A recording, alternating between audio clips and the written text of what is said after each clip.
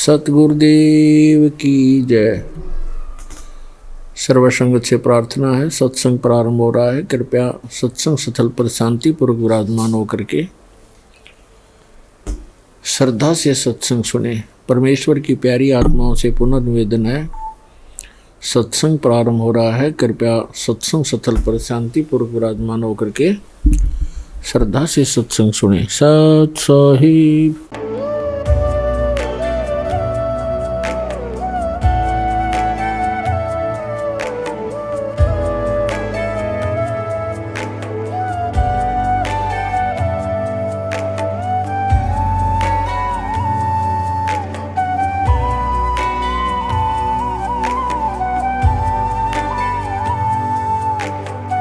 पूर्ण परमात्मा पाप कर्म दंड को भी काट सकता है।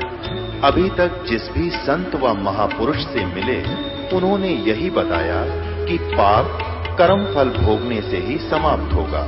वो प्रभु कौन है जो पाप कर्म को काट देता है, वो काल के बंधन से छुड़वा देता है। उसका क्या नाम है, पूजा की विधि क्या है? कृपया अवश्य सुनिए जगत गुरु तत्वदर्शी संत रामपाल जी महाराज के अमृत वचन। परम पिता परमात्मा पूर्ण ब्रह्म, सर्व सृष्टि रचनहार, कुल के मालिक कबीर साहब जी की असीम कृपा से आप पुण्यात्माओं को ये सत्संग सुनने को उपलब्ध हुआ।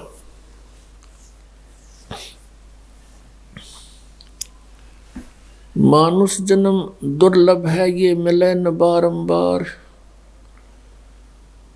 तरवर से पत्ता टूट गिरे भाई, फिर नहीं लगता डार। परमात्मा ने हमें आके ज्ञान कराया है कि आप जी कोई मनुष्य शरीर मेरी कृपा से प्राप्त है, अन्यथा ये काल आपको मनुष्य जन्म नहीं देता। सृष्टि रचना के अंदर आप जी सुनते हो कि परमात्मा ने कहा था, इस काल भगवान को जब इसने प्रकृति को माया के साथ दुर्व्यवहार करना चाहा था और उसने इसके पेट में शरण ली थी, परमात्मा ने आके निकाला था। तब इसको एक परमात्मा ने श्राप दे दिया था, या ये समझो कि उस पवित्र लोक में जो कोई गलती ऐसी करता है उसको ये सजा मिलती कि तू 1,00,000 मानव शरीरधारी प्राणी नित्य आहार करया करेगा और 1,25,000 उत्पत्ति करेगा, तेरा नाम काल होगा। अब कई पुण्यात्मा ऐसा कहते हैं कि ये अगर परमात्मा ऐसा इसको वर ना देते, मानव शरीर के सूक्ष्म शरीर से गंध खाने का, तो ये हमें नहीं खाता। पुण्यात्माओं, ये तो हमारी जीव संज्ञा की सोच है। यदि परमात्मा इसको ये श्राप ना देता तो ये हमें मनुष्य शरीर भी नहीं देता, और मनुष्य शरीर के अंदर हम परमात्मा पा सकते हैं। इसने इतने ऊट पटांग जीव जंतुओं के शरीर गढ़ दिए, एक मनुष्य शरीर इस मनुष्य वाले प्राणी को भी एक और बना देता। तो ये परमात्मा कबीर साहब की असीम कृपा है। हमने जो गलती की थी उसका ये दंड वैसे तो बहुत कम है, लेकिन फिर भी दयालु है परमात्मा। उन्होंने ये ऑप्शन रख दिया कि मनुष्य शरीर इनको मिलेगा तब मैं इनके पास जाऊंगा, और ये कर्म अनुसार अपना सब कुछ यहाँ का विधान बना दिया। जैसा कर्म करेगा वैसा फल मिलेगा। तो ये यहाँ के प्रभु जितने हैं, श्री ब्रह्मा जी, विष्णु जी, शिव जी, दुर्गा, ब्रह्म और जितने भी यहाँ के जो अन्य देव हैं, ये केवल प्राणी को उसका किया हुआ जैसा कर्म है वैसा ही दे सकते हैं। यदि पाप कर्म है तो पाप भी भोगने पड़ेंगे, यदि पुण्य है तो पुण्य भी प्राप्त होंगे। फिर वो परमात्मा यहाँ आएगा अपना यथार्थ विधान आपको बताएगा कि इन पापों का नाश भी हो सकता है, और वो अभी तक मंत्र किसी के पास नहीं था। जैसे खेती तो चौथे सतयुग से करते हुए आ रहे हैं किसान, अभी तक ये औषधि की खोज नहीं हुई थी कि फसल के अंदर जो खरपतवार उत्पन्न हो जाता है उसको ऐसी कोई औषधि नहीं थी जो उसको समाप्त कर दे और फसल सुरक्षित रह जा। अब उसकी खोज होगी। फसल में कितना ही खरपतवार हो, एक ऐसी मेडिसिन खोज कर दी है वैज्ञानिकों ने कि सिंचाई करते समय जल के अंदर उसको डाल दिया जाता है, वो सभी फसल के अंदर से पानी वाटर के साथ चली जाती है और गेहूं का कोई फसल को हानि नहीं करती, खरपतवार का नाश कर देती है, जिससे वो फसल अच्छी तरह फल फूल जाती है। इसी प्रकार परमात्मा का ये सत्य नाम जो है, सच्चा नाम 2 अक्षर का, और तीसरा सार नाम, वो तो कहना ही क्या है। ये वो औषधि है जो हमारे पापों का नाश कर देती है, पुण्य सुरक्षित रह जाती है। जब ही सतनाम हृदय धरो भयो पाप को नाश, और जैसे चिंगारी अग्नि की भाई पड़े पुराने घास। परमात्मा ने बताया कि आपके सभी पाप ऐसे नाश हो जाएंगे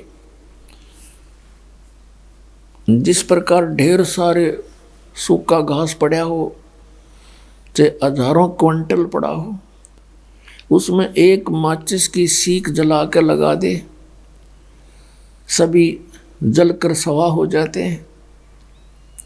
और चलती है तेज हवा आंधी, उस राख को भी कहीं की कहीं पटक देती है, तो फील्ड क्लियर हो गया। इसी प्रकार परमात्मा कहते हैं, जैसे सूरज के आगे बदरा, ऐसे कर्म छयारे, और प्रेम की पवन करे चितमंजन, फिर झलके तेज नयारे।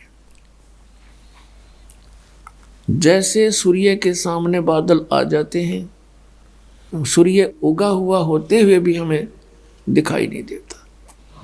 जब चलती है तेज हवा, बादलों को इधर का उधर फेंक देती है, तो हमें सूर्य साफ दिखाई देता है।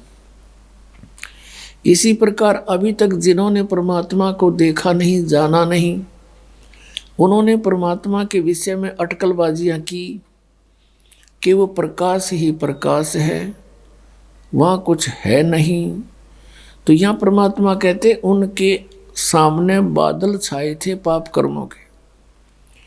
कर्मों के छाया ऐसे थी जैसे बादल आगे अड़गे हों, और उनके पास वो मंत्र था नहीं जिससे पाप नाश हो जाए और जिससे वो परमात्मा को देख सके और यथार्थ सतिथि बता सके।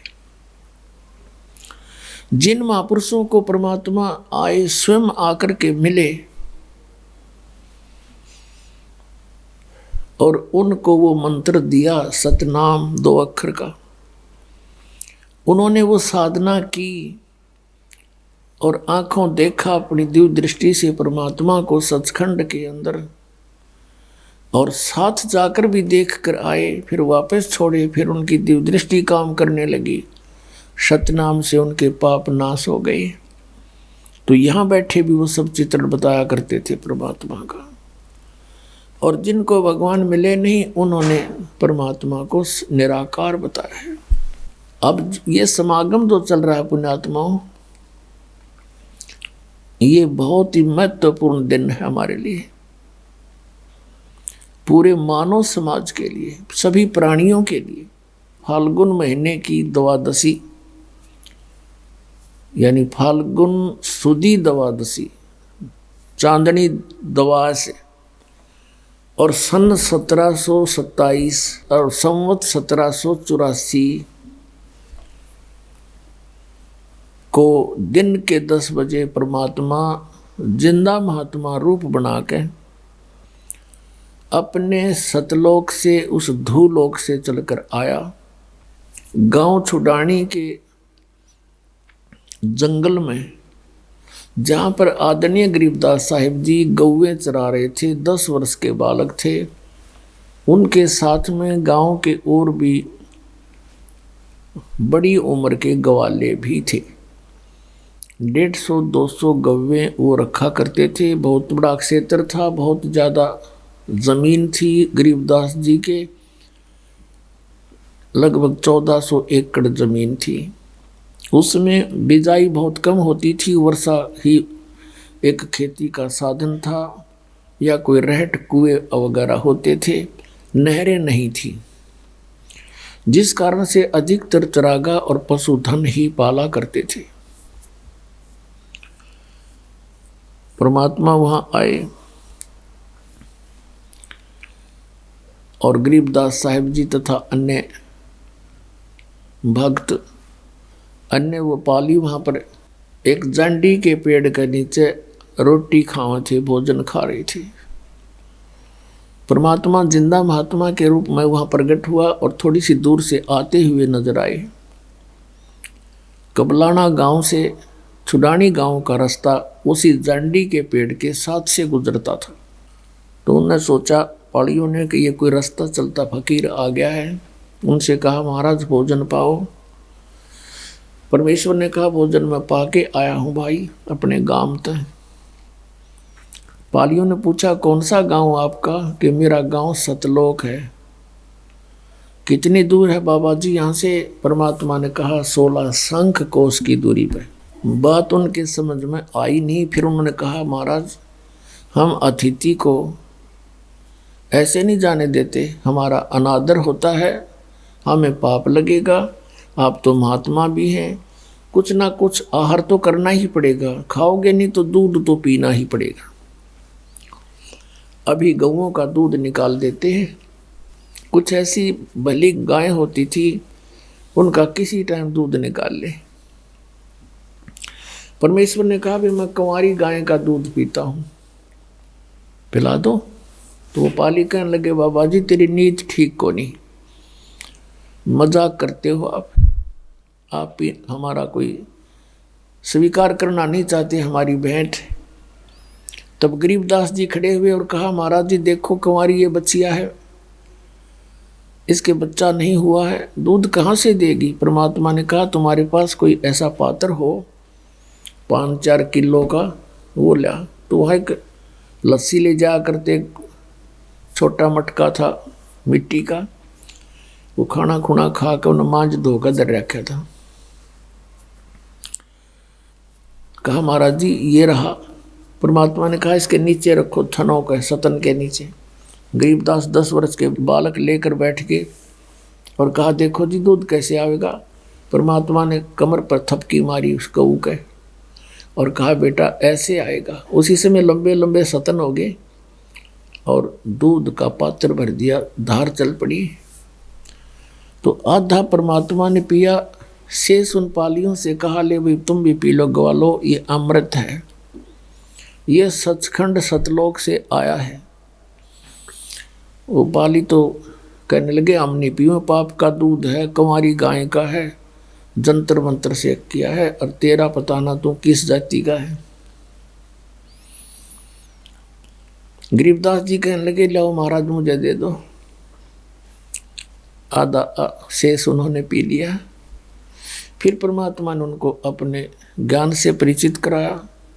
गरीबदास जी की प्रबल इच्छा हुई उस सतलोक को देखने के लिए, जहाँ जाने के बाद जीव कभी मृत्यु नहीं होती, वहाँ वृद्धावस्था नहीं होती, सदा युवा शरीर रहता है। वहाँ कोई कम नहीं, कोई दुख नहीं, सदा बाहर वृक्ष हैं, दूधों की नदियाँ बहती हैं, अमृत फल हैं वहाँ के। बच्चे को बहुत लगन होती है। परमात्मा उसकी आत्मा को लेकर, गरीबदास जी की आत्मा को, कबीर साहब सचखंड गए और वहाँ अपनी सारी सतिथि से परिचित कराया। उधर से बच्चे को मृत जान करके कुछ देर के बाद देखा पालियों ने कि ये तो बोल नहीं रहा, हिला डुला कर देख मृत पाया। गांव में भागे आए, गांव के लोग वहाँ गए, फिर आसपास के रिश्तेदार इकट्ठे किए। शाम तक तो देर तक हो गई थी, शाम के 7-8 बज गए थे। चिता पर रखकर सहा उसको अंतिम संस्कार करने की तैयारी कर दी थी। इस दौरान 8-10 घंटे परमात्मा के साथ रही प्यारी आत्मा। ऊपर के सब लोगों को देखा, भगवान कैसा है, कौन है। श्री ब्रह्मा विष्णु महेश जी की स्थिति देखी, काल को देखा, उस नरक को देखा और सतलोक को देखा। फिर वापस आए। परमात्मा ने आत्मा को तुरंत भेज दिया कि कहीं शरीर का नाश ना कर दे, करने की तैयारी ही थी। चिता के ऊपर ही आत्मा सचेत हो गई, शरीर में कंपन हुई। गरीबदास जी जिंदा होकर उठ गए। उठ करके परमात्मा की ये अमर वाणी बोलने लगे। एक बार गरीबदास साहिब जी से कहा कि भगवान, जैसे ये एक फाग का दिन, होली का दिन आता है, तो अन्य व्यक्ति कहते हैं कि आओ जी होली खेलते हैं। तो गरीबदास जी कहने लगे, भाई अब इस होली में हमारा दिल नहीं लगे, हम तो राम नाम की होली खेला करते हैं, इस होली को अब हमारी रुचि नहीं रही। जैसे नानक साहिब जी से कहा था, क्योंकि आदरणीय नानक साहिब जी को भी परमात्मा बेई नदी पर मिले थे एक जिंदा महात्मा के रूप में, और वहां से उनको अंतर्ध्यान किया था और 3 दिन तक नानक साहिब जी को बेई नदी में डूबा मान लिया था।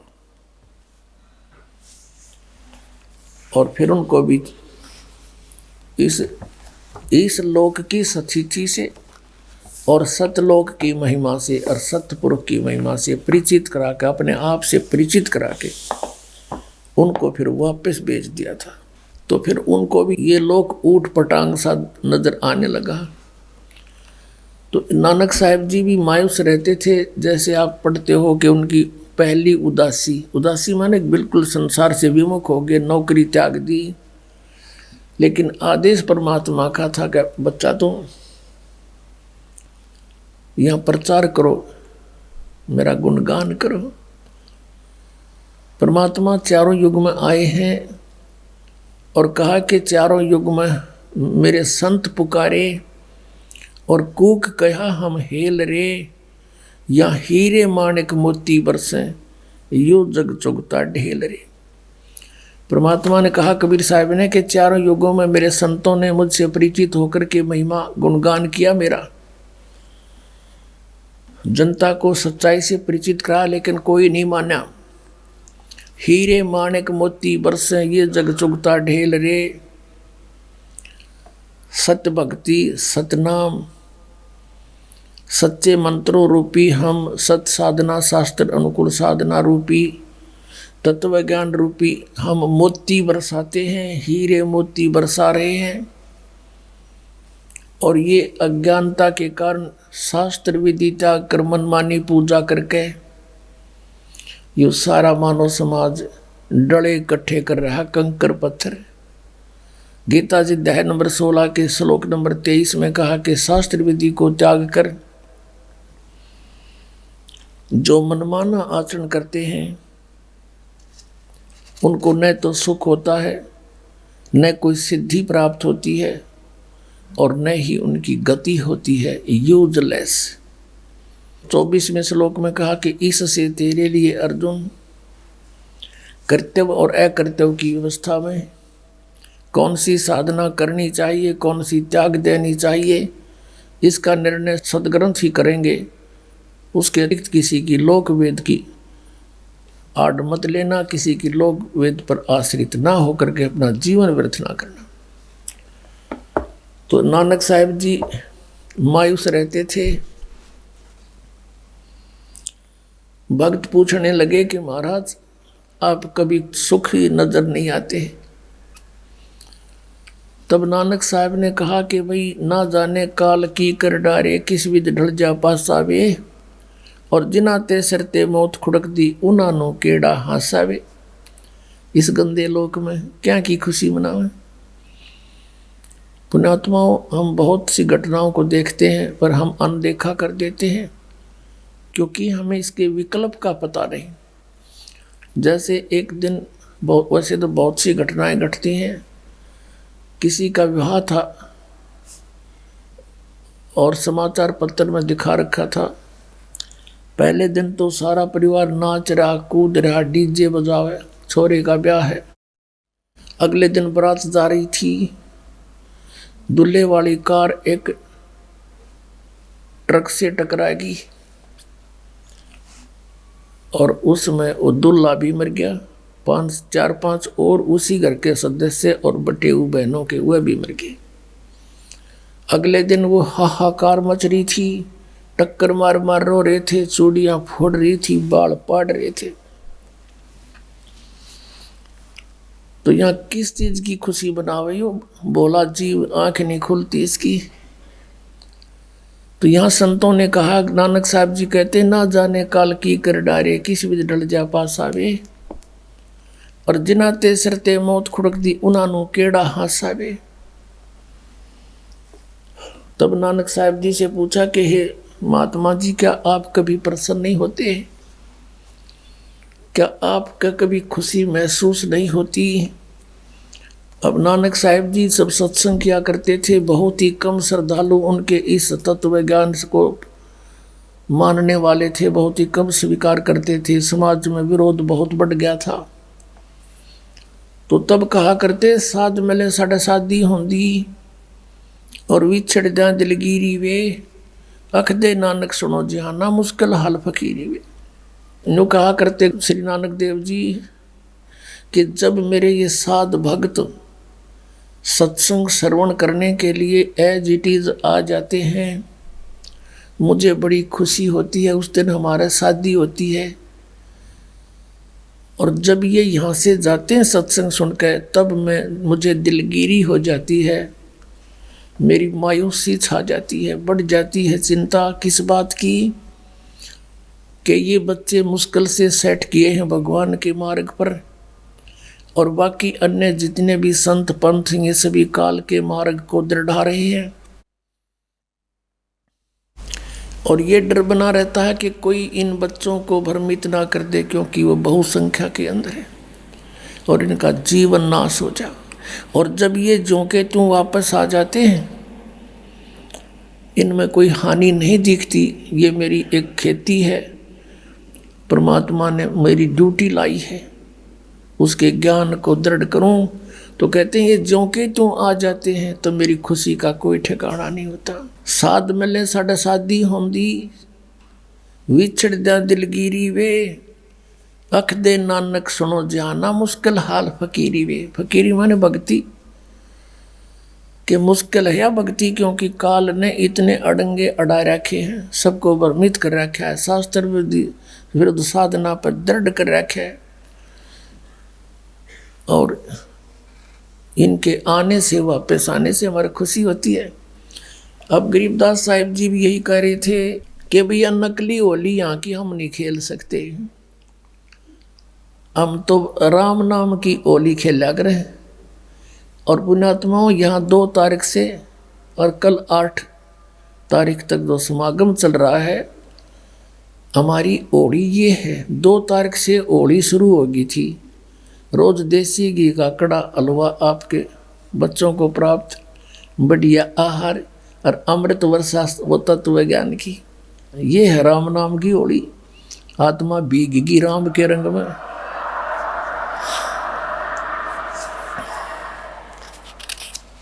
आप जी ने कबीर सागर में कल पढ़ा था कि परमेश्वर कबीर जी ने कहा था कि 12वां पंथ जो गरीबदास जी का होगा, उसमें गरीबदास जी के द्वारा मेरी महिमा की वाणी प्रकट होगी। यथार्थ ज्ञान मैं उसके माध्यम से प्रकट करूंगा। गीता जी अध्याय नंबर 4 के श्लोक नंबर 32 में कहा है कि उस परमेश्वर के मुख से उच्चारित वाणी में ये भक्ति मार्ग यज्ञों की जानकारी विस्तार के साथ कही गई है। वो ज्ञान है और वो परमात्मा ने खुद अपने मुख कमल से बोला है। वो सच्चिदानंद घन ब्रह्म की वाणी है, वो तत्व ज्ञान है। चौथे अध्याय के 34वें श्लोक में गीता जी में कहा कि उस ज्ञान को तू तत्वदर्शी संतों के पास जाकर समझ, वो परमात्म तत्व के जानने वाले तुझे उस तत्व ज्ञान का उपदेश करेंगे। इससे सिद्ध है कि गीता ज्ञानदाता भी कंप्लीट स्पिरिचुअल नॉलेज नहीं रखता। ऑप्शन छोड़ दिया कि उसको तो तत्वदर्शी संत बताएंगे जो पूर्ण कंप्लीट ज्ञान है। तो वो कंप्लीट ज्ञान कबीर परमेश्वर ने स्वयं अपने मुखारविंद से बोला था। कबीर वाणी, कबीर बीजक, कबीर जी की साखी, ये सब मालिक ना आकर बोली थी। कहा 33 अरब ज्ञान हम भाख्या और मूल ज्ञान हमने गुप्त ही रखा। तो उसमें बहुत विस्तार के साथ कहा है। तो वो ज्ञान फिर कबीर पंथ के व्यक्तियों ने, घुसे हुए काल के दूतों ने कबीर सागर में कुछ गड़बड़ी की तो परमात्मा ने गरीबदास जी के कंप्यूटर में डाल दिया अंतःकरण में सारा ज्ञान। फिर उन्होंने एज ए टेप रिकॉर्डर पे बोल दिया। वो वाणी आपको सुनाते हैं। क्या बताते हैं? तेरे दर्पण दाग लग्या रे, तेरे दर्पण दाग लग्या रे भैया रे, तेरे दर्पण जड़पाहन जगत ठग्या रे। अब क्या बताते थे गरीबदास साहिब जी परमात्मा से प्राप्त ज्ञान को कि उस समय छुआछात बहुत थी और ब्राह्मण वर्ग अपने आप को बहुत ज़्यादा श्रेष्ठ मानते थे। एक जाति का अभिमान चरम सीमा पर था। उस समय उनको समझाने के लिए चेष्टा की थी कि भाई परमात्मा के घर में हिंदू ब्राह्मण शूद्र ये नहीं है, ये तो कर्माधार से मानव ने अपने डिवाइड किए थे काम। अब तुम एक दूसरे से इतने दूर हो गए, तुम एक पिता की जीव हो, माँ के पेट में भी तुम एक ही स्थिति में थे। ब्राह्मण भी बाहर आया माँ के गर्भ से जब जेर में लपेट का आया था और बाहर ना कर तू ना धोगा ब्राह्मण बन गया। और ऐसे ही शूद्र आया था, ऐसे ही क्षत्रिय, ऐसे ही वैसे आया था। तो अंतर है कर्म का।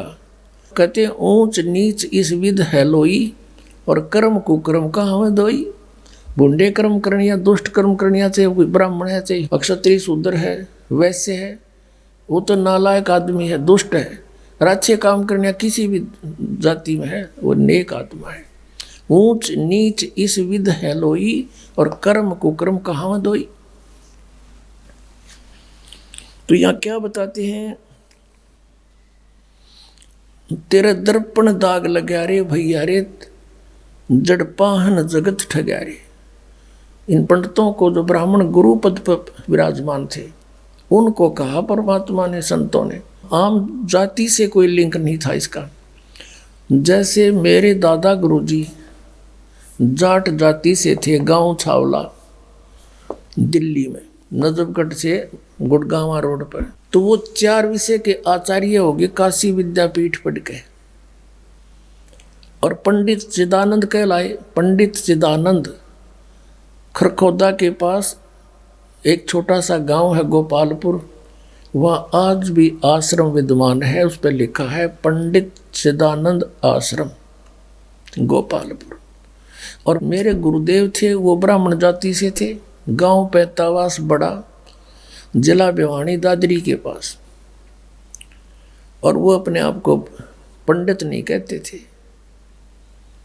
वो तो संत कहते थे। तो हमने एक परंपरागत जाति मान ली।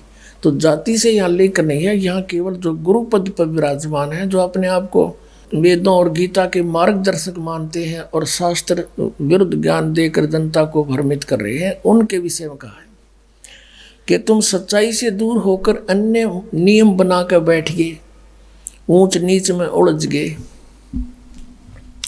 जय तू ब्राह्मण और ब्राह्मणी जाया तो आन बाट क्यों नहीं आया।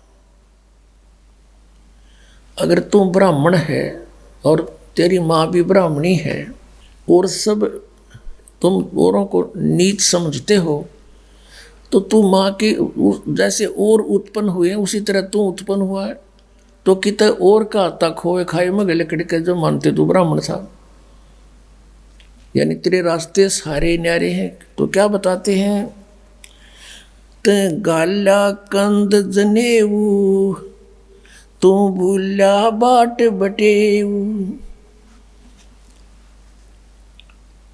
तेरा दर्पण दाग लग्या रे भैया रे जड़पाहन जगत ठग्या रे।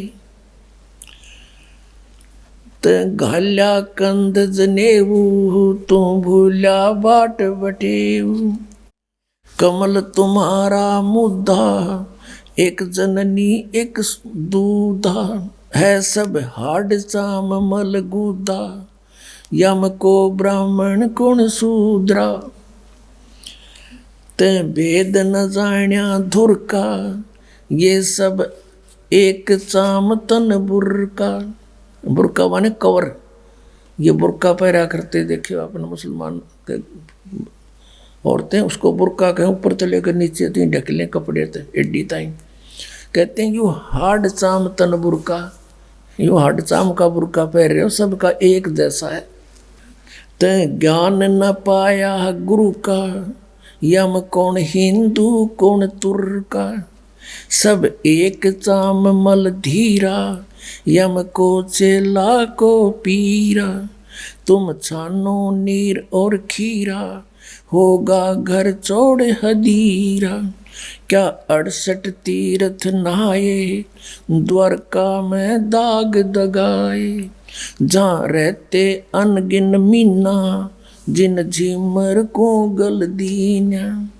बहुविध भिन्न आचारी, यो झूठा खेल जुआरी, सतनाम गरीब सहाई, गट मुझसे खा बिलाई।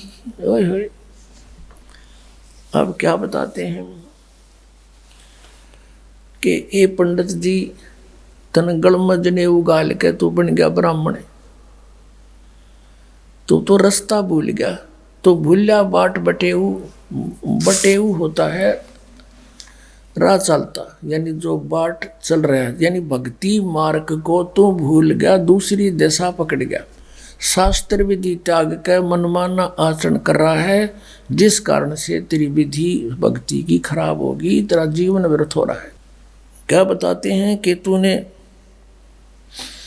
ये कमल तुम्हारा मुद्दा, एक जननी एक दूधा, यानी सभी जीव मनुष्य जितने हैं एक ही उनकी माँ, ऐसी ही माता है, ऐसे ही पिता है और ऐसा ही दूध सब पी रहे हैं। फिर क्या बताया है कि यो कमल तुम्हारा मुद्दा,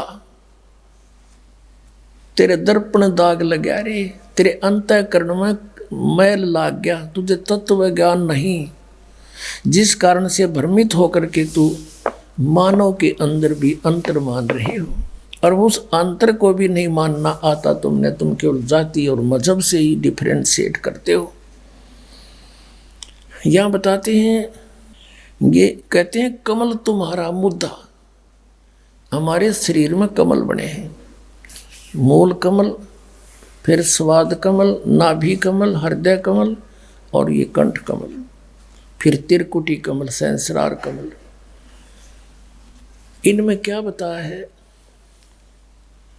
कि तुम्हारी साधना ठीक ना होने से तुम्हारे कमल जितने हैं वो मुरझाए पड़े हैं, मुद्दे हो रहे हैं, उल्टे हो रहे हैं। न्यू अपने आत्मा हमारे कमल जो है सबके, जब तक यह सत भक्ति सतनाम और ये मंत्र आपको देते हैं, प्रथम मंत्र नहीं मिलता, तब तक सबके कमल सुकड़ी पड़ी हो, अंतड़ियाँ अंदर छोटी छोटी सी अंतड़ी होती, छोटी छोटी पत्ती सी, जैसे कमल के फूल की पत्ती होती है, इस प्रकार की छोटी छोटी पत्ती सी होती है आत्ता की, और वो बगैर भक्ति के ऐसे सुकड़ जाती हैं इकट्ठा, जैसे फूल खिलता नहीं तो बंद होती है, डोरडी टाइप सी। और जब ये सत भक्ति स्टार्ट होती है, प्रथम मंत्र आपको देते हैं, तो आपके कमलों में जैसे हवा भरा कर ब्लेडर में न्यो हवा भरती चली जाती है, और फिर वो धीरे धीरे धीरे धीरे ऐसे करके ऐसे खिल जाते हैं। परमात्मा कहते तुम नदीक है के तुम्हारे कमल तो मुद्दे पड़े हैं क्योंकि भक्ति ठीक है नहीं, तुम ये राग गद्वेष इकट्ठे करोगे और तुम्हारे अंदर भरा के हैं। मुसलमान का हम बड़े, हिंदू का हम स्वच्छ। परमात्मा कहते हैं जीव हमारी जाति है, मानव धर्म हमारा, हिंदू मुस्लिम सिख ईसाई कोई धर्म नहीं है न्यारा। तो क्या बताते हैं कि कमल तुम्हारा मुद्दा, इसलिए तुम सच्चाई को पकड़ नहीं पाते। परमात्मा ने मुसलमानों को भी समझाया है, कबीर साहिब जी ने क्या कहा कि वही मोहम्मद, वही महादेव और वही आदम, वही ब्रह्मा, दास गरीब दूसरा कौन है, देख अपने घर में। हजरत मोहम्मद जो है भगवान शंकर के लोक से आया हुआ एक पुण्यात्मा प्राणी था। स्वर्ग के उनका गण था, वहाँ से उसकी जब समय समाप्त हो जाता पूंजी पुनः का, फिर उसको एक मनुष्य जन्म पृथ्वी पर मिलता है। और वहाँ आकर के फिर इनको फरिश्तों ने आकर के ज्ञान दिया। फिर कहते हैं वही मोहम्मद, वही महादेव और वही आदम, वही ब्रह्मा। और आदम जी जो आए थे वो ब्रह्मा के लोक से आए हुए पुण्य प्राणी थे। कहते तुम अगर देखना चाहो तो अपने कमल खोलो, उनमें देखो, फिर पता लग जा, थारा झंझटा मिट जा। ये आदम जो है वही ब्रह्मा के लोक से आया हुआ था और यहाँ अपने कमाई जो इसने की वह बर्बाद करी और फिर पितर लोक में पहुंच गया, वहां विराजमान है।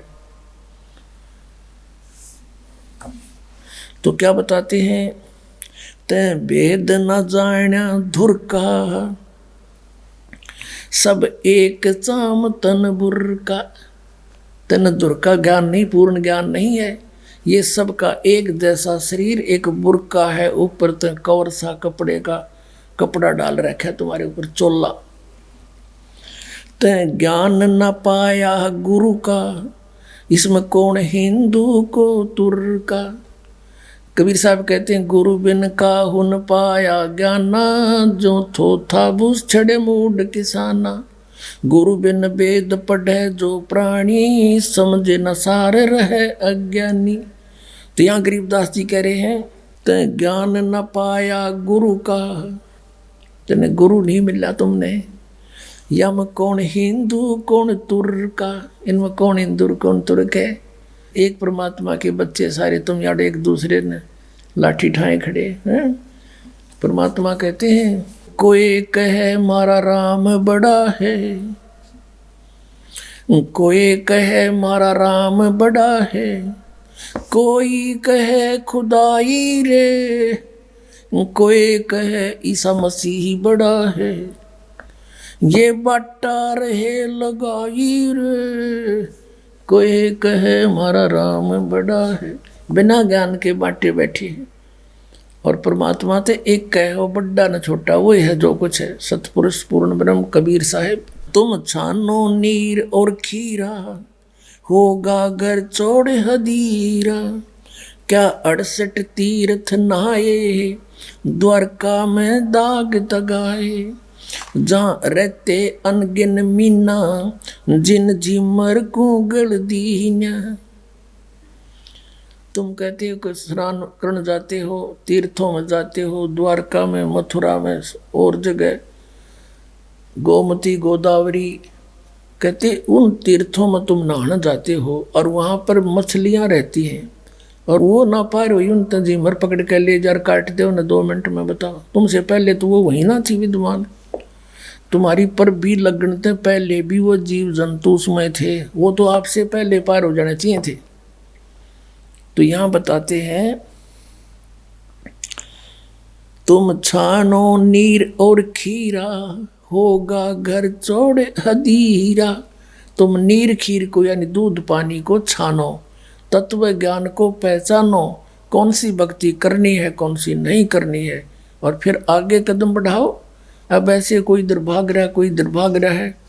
अब जैसे आना है बरवाला हरियाणा हिसार में, और दिल्ली से कोई जा रहा है मथुरा को, कोई जा रहा है जयपुर को, कोई जा रहा मेरठ को, और सभी कहते हैं कहाँ जा रहे हो? बरवाला जा रहे हैं।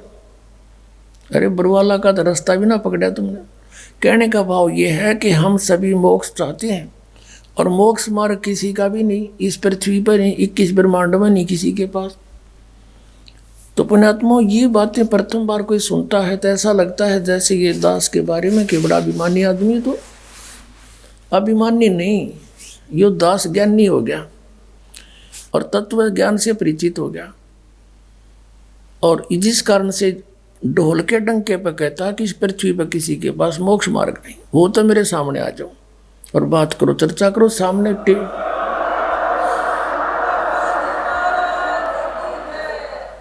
और कराओ एक चैनल बुक और होने दो। ये होने लग रहा साधना चैनल पर, सब छुपे बैठे, कोई नहीं आगे आता।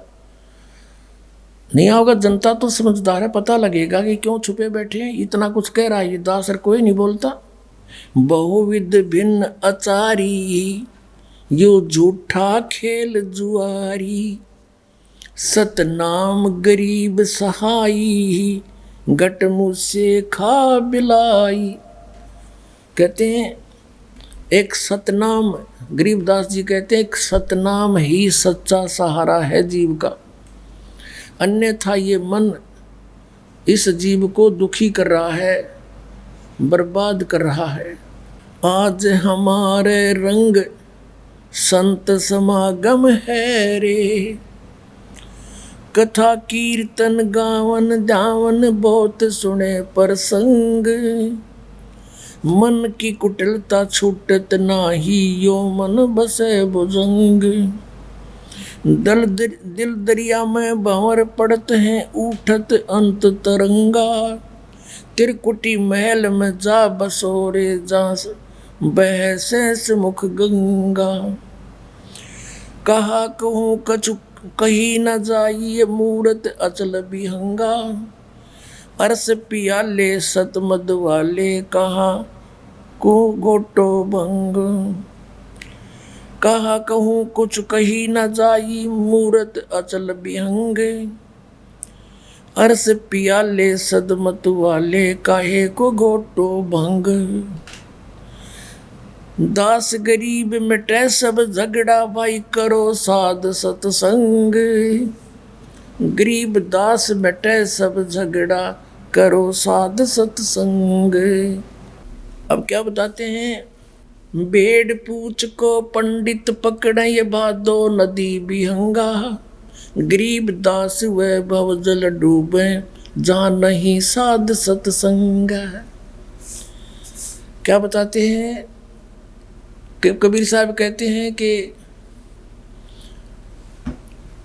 कबीर इस संसार को समझाऊं कै बार, ये पूछ पकड़ के भेड़ की और उतरा चाव पार। पुणात्माओं, जब आप इस तत्व ज्ञान से परिचित हो जाओगे, कलेजे में कारण पूरी चोट लगेगी आपके कि कहाँ छुपा था ये अमृत ज्ञान। हम परमात्मा ने लिखा अपनी वाणी में कि ये बूरा के स्थान पे रे ही खा रहे हैं। तत्व ज्ञान के अभाव से ये कोरी बकवाद सुने, दो लोग वेदांत कथा सुनाई जा रही है भोली आत्माओं को। अब इस एक सेंटेंस को, परमात्मा की अमर वाणी को आपके समक्ष सरलार्थ करने के लिए बहुत सारे प्रमाण उपस्थित करने पड़ेंगे। क्या बताया है कि कबीर इस संसार ने समझाऊं कै बार, ये पूछ पकड़ रे भेड़ की रुतरा चाव पारे। उसी वही वाणी जो कि तू उनसे प्राप्त गरीबदास जी ने जो कहा, तो उसी तरह भावार्थ कहा है कि भेड़ पूछ को पंडित पकड़े, ये भादो नदी बिहंगा, गरीबदास वे भाव जल डूबे, जहाँ नहीं साध सत्संगा।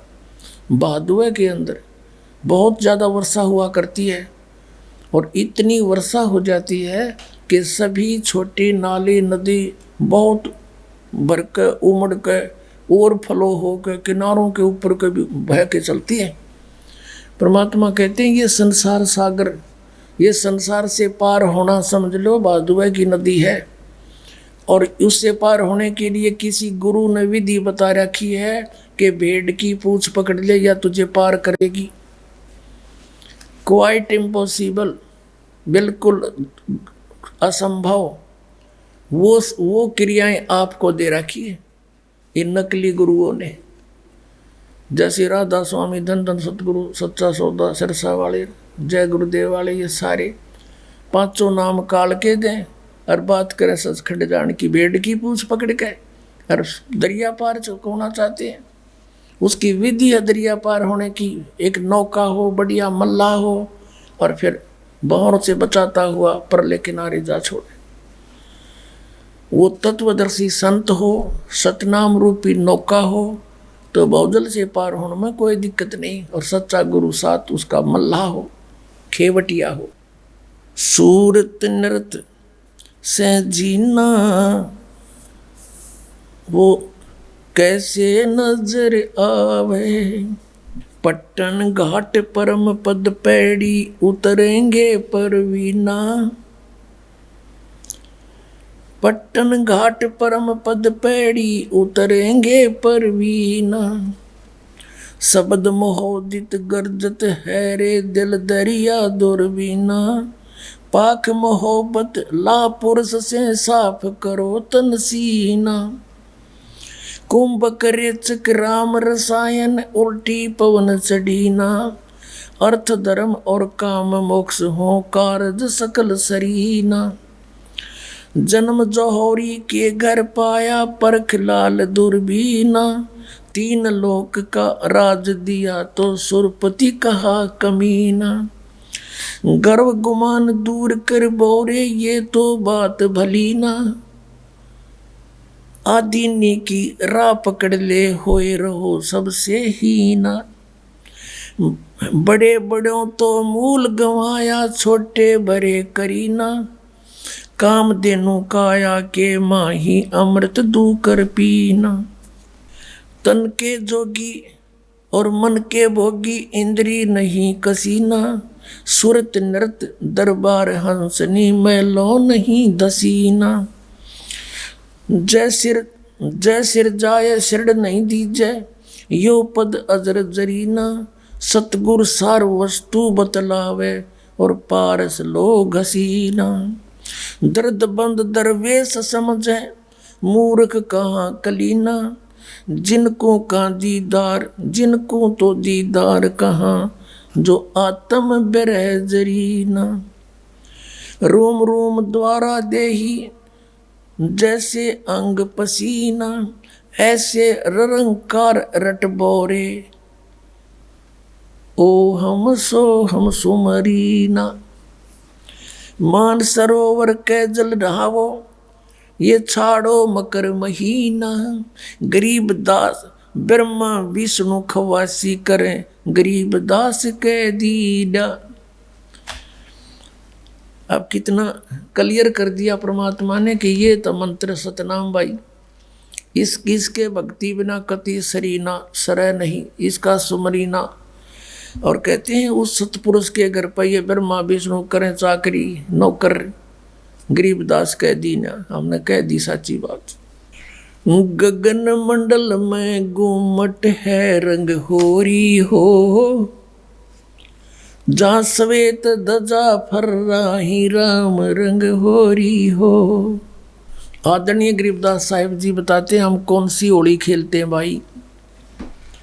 गगन मंडल में गुमट है रंग होरी हो। जहाँ श्वेत ध्वजा फर्रावे राम रंग होरी हो। सतलोक में अरसकुर पर श्वेत गुमट है जहाँ सतगुरु का डेरा। जैसे आपने ऋग्वेद मंडल नंबर 9 सूक्त 96 के मंत्र 18 में आपको दिखाया कि वो परमात्मा उस तीसरे मुक्ति धाम सतलोक में रहता है। और वहाँ एक बहुत सुंदर सफ़ेद गुम्मट के अंदर गुम्बज उसमें रहता है, बहुत बड़े गुम्बज में। उसका यही आप गरीबदास जी कह रहे हैं गुम्मट। गगन मंडल में गुम्मट है रंग होरी हो। जहाँ श्वेत ध्वजा फर्रावे राम रंग होरी हो। उसके ऊपर सफेद ध्वजा परमात्मा का झंडा फहरा रहा है। बुद्धि बाणी से अगम है रंग होरी हो। सुरत नृत जहाँ लावे राम रंग होरी हो। अब चले हैं नीचे से सभी शरीर के बताने लगे हैं। नाभि कमल ब्रह्मा भये रंग होरी हो, ये सर्जे विष्णु महेश राम रंग होरी हो। त्रिगुण माया बिस्तरी रंग होरी हो, और सकल परवेश राम रंग होरी हो। चंद सूरज पानी पवन रंग होरी हो, कच्छ मच्छ कूरम्ब राम रंग होरी हो। ओम मंत्र आदि है रंग होरी हो, ये रचे सकल आरंभ राम रंग होरी हो। तीन गुणन पर तखत है रंग होरी हो, पांच तत्व पर काश राम रंग होरी हो। सुर नर मुनि जन देवता रंग होरी हो, सावतरी और गौरी राम रंग होरी हो। लक्ष्मी विष्णु के संग है रंग होरी हो, कमलापति में बवर राम रंग होरी हो। किन्नर भूत पिशाच हैं रंग होरी हो, दान्य अंत अपार राम रंग होरी हो। राक्षस कारा सा कहूँ रंग होरी हो, रचे सकल परिवार राम रंग होरी हो। गण गंधर्व ज्ञानी गुनी रंग होरी हो, चतुर्मूढ़ अनंत राम रंग होरी हो। ओम नाद अगाध है रंग होरी हो, अजब नवेला कंत राम रंग होरी हो। लख 84 जाति है रंग होरी हो, ये चार खानी के जीव राम रंग होरी हो। अंड्रज जेरज उद बुदा रंग होरी हो, श्वेत खान रच पीव राम रंग होरी हो। अब क्या बता रहे हैं गरीबदास साहिब जी कि ये सभी राम नाम की होरी यानी भगवान को पाने की ट्राई कर रहे हैं। सावित्री, ब्रह्मा, विष्णु, कृष्ण जी, शंकर भगवान और सभी देवता, ये सभी मालिक को चाह रहे हैं, पर इनको रास्ता ठीक मिला नहीं।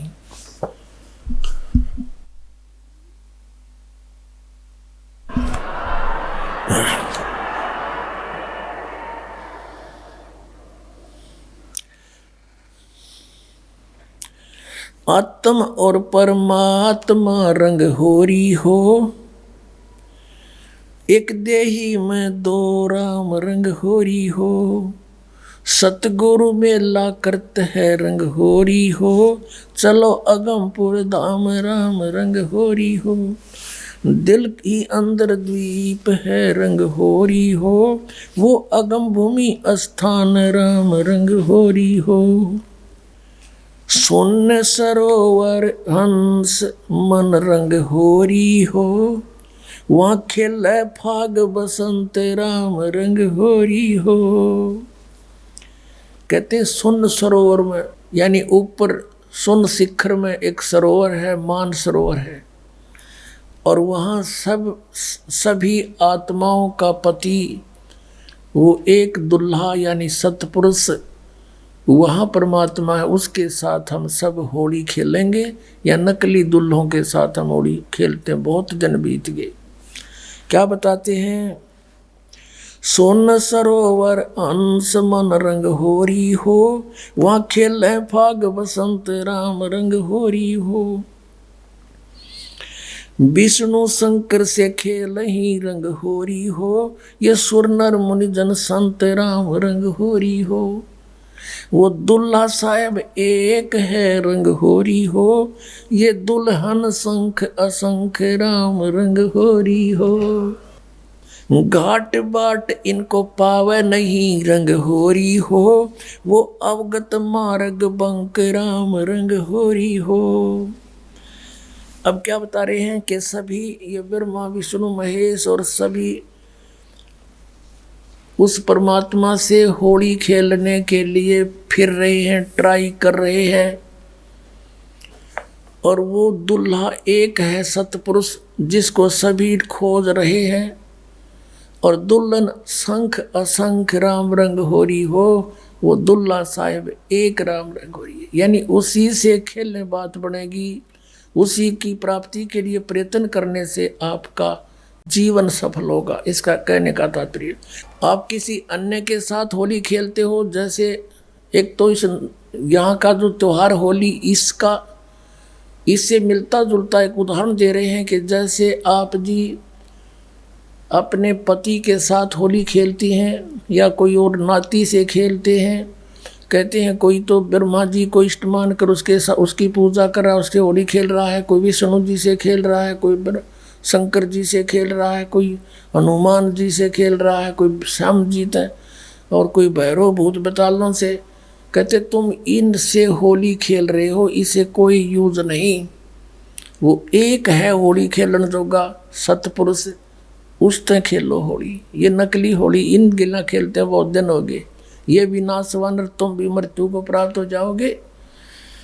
श्रीमद् भगवत गीता अध्याय नंबर 4 के श्लोक नंबर 5 और 9 में गीता ज्ञानदाता कहता है, अर्जुन तेरे और मेरे बहुत जन्म हो चुके, तू नहीं जानता मैं जानता हूँ।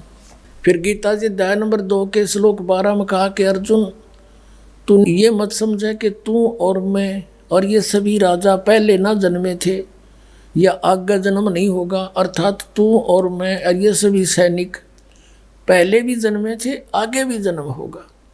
10वें अध्याय के दूसरे श्लोक में गीता में कहा गीता ज्ञानदाता ने कि मेरी उत्पत्ति को न ये देवता जानते न ऋषि जानते, क्योंकि ये मुझसे उत्पन्न हुए हैं।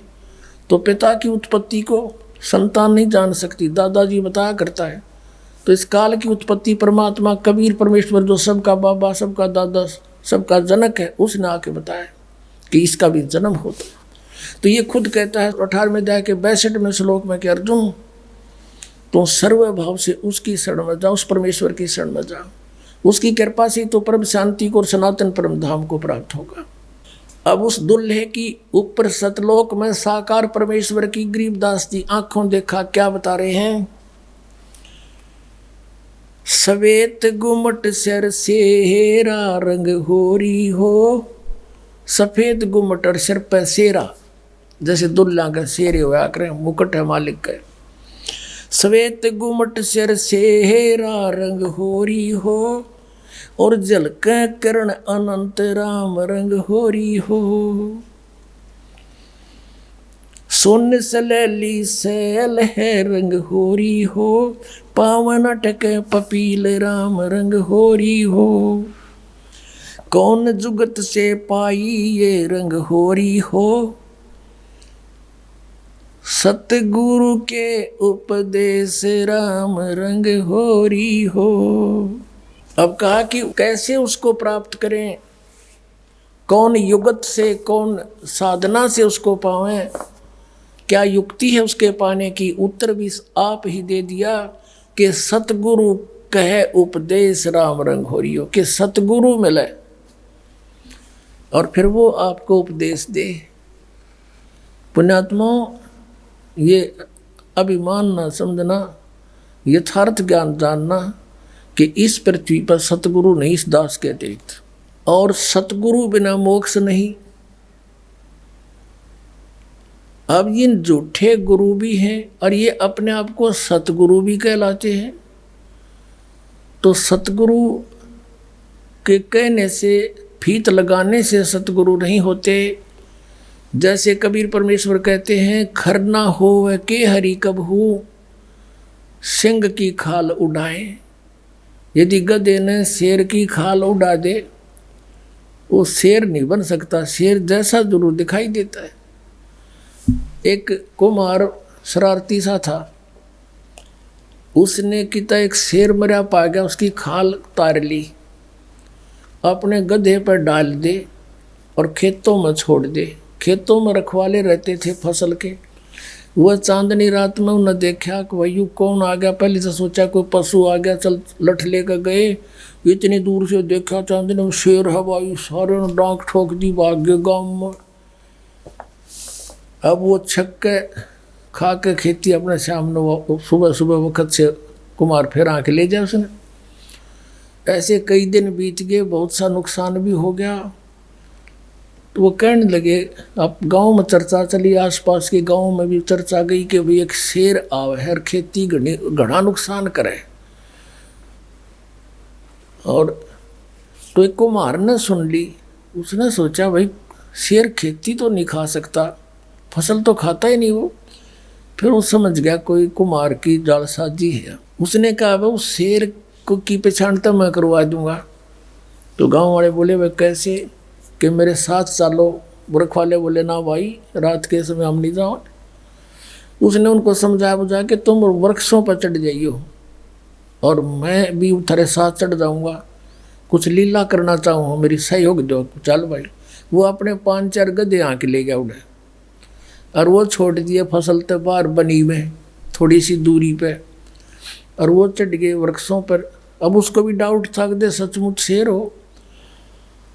तो थोड़ी सी देर में वो शेर आ गया, सब लोगों को देखो वो आ गया, वो आ गया, वो खाने लग रहा, खेती फसल खाने लग गया।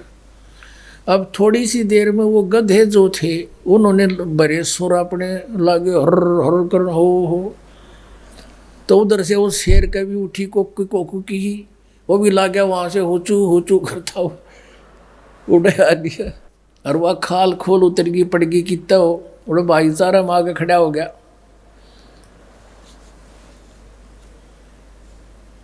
तब वो उनकी मच्छी बदी कुमार ने तो पहचान दिया कति सागी गदाए है। नीचे उतर का आया नो बोला यो रहा थारा शेर भाई। फिर वो जिस कुमार का गधा था उसको फिर पंचायत ने दंड लगाया, बेतने या के सोची नालायक, कितना नुकसान कर दिया, तू ले लेता थोड़ा बहुत तोड़ा इसकी खातर, भूस ले लेता हमारे से चारा। तो कहने का भाव ये है कि गधे और शेर का बोली तो मेरा पटेगा, सतगुरु का पता नकली और असली का इस ज्ञान से पता चलेगा। ये बोली है, बोली से पता चलेगा कौन सतगुरु है, कौन सतगुरु नहीं है, कौन नकली है, कौन असली है।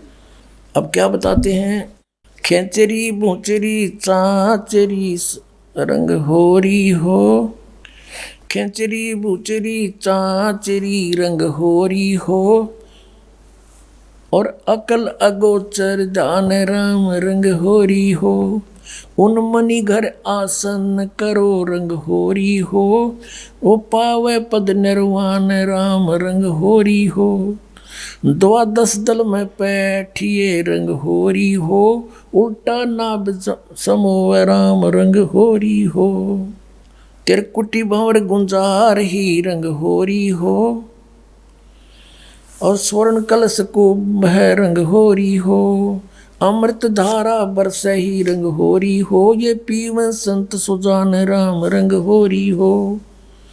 फिर क्या बताते, नाम की सरवर ए नहीं रंग होरी हो, होता मूल उचारे राम रंग होरी हो।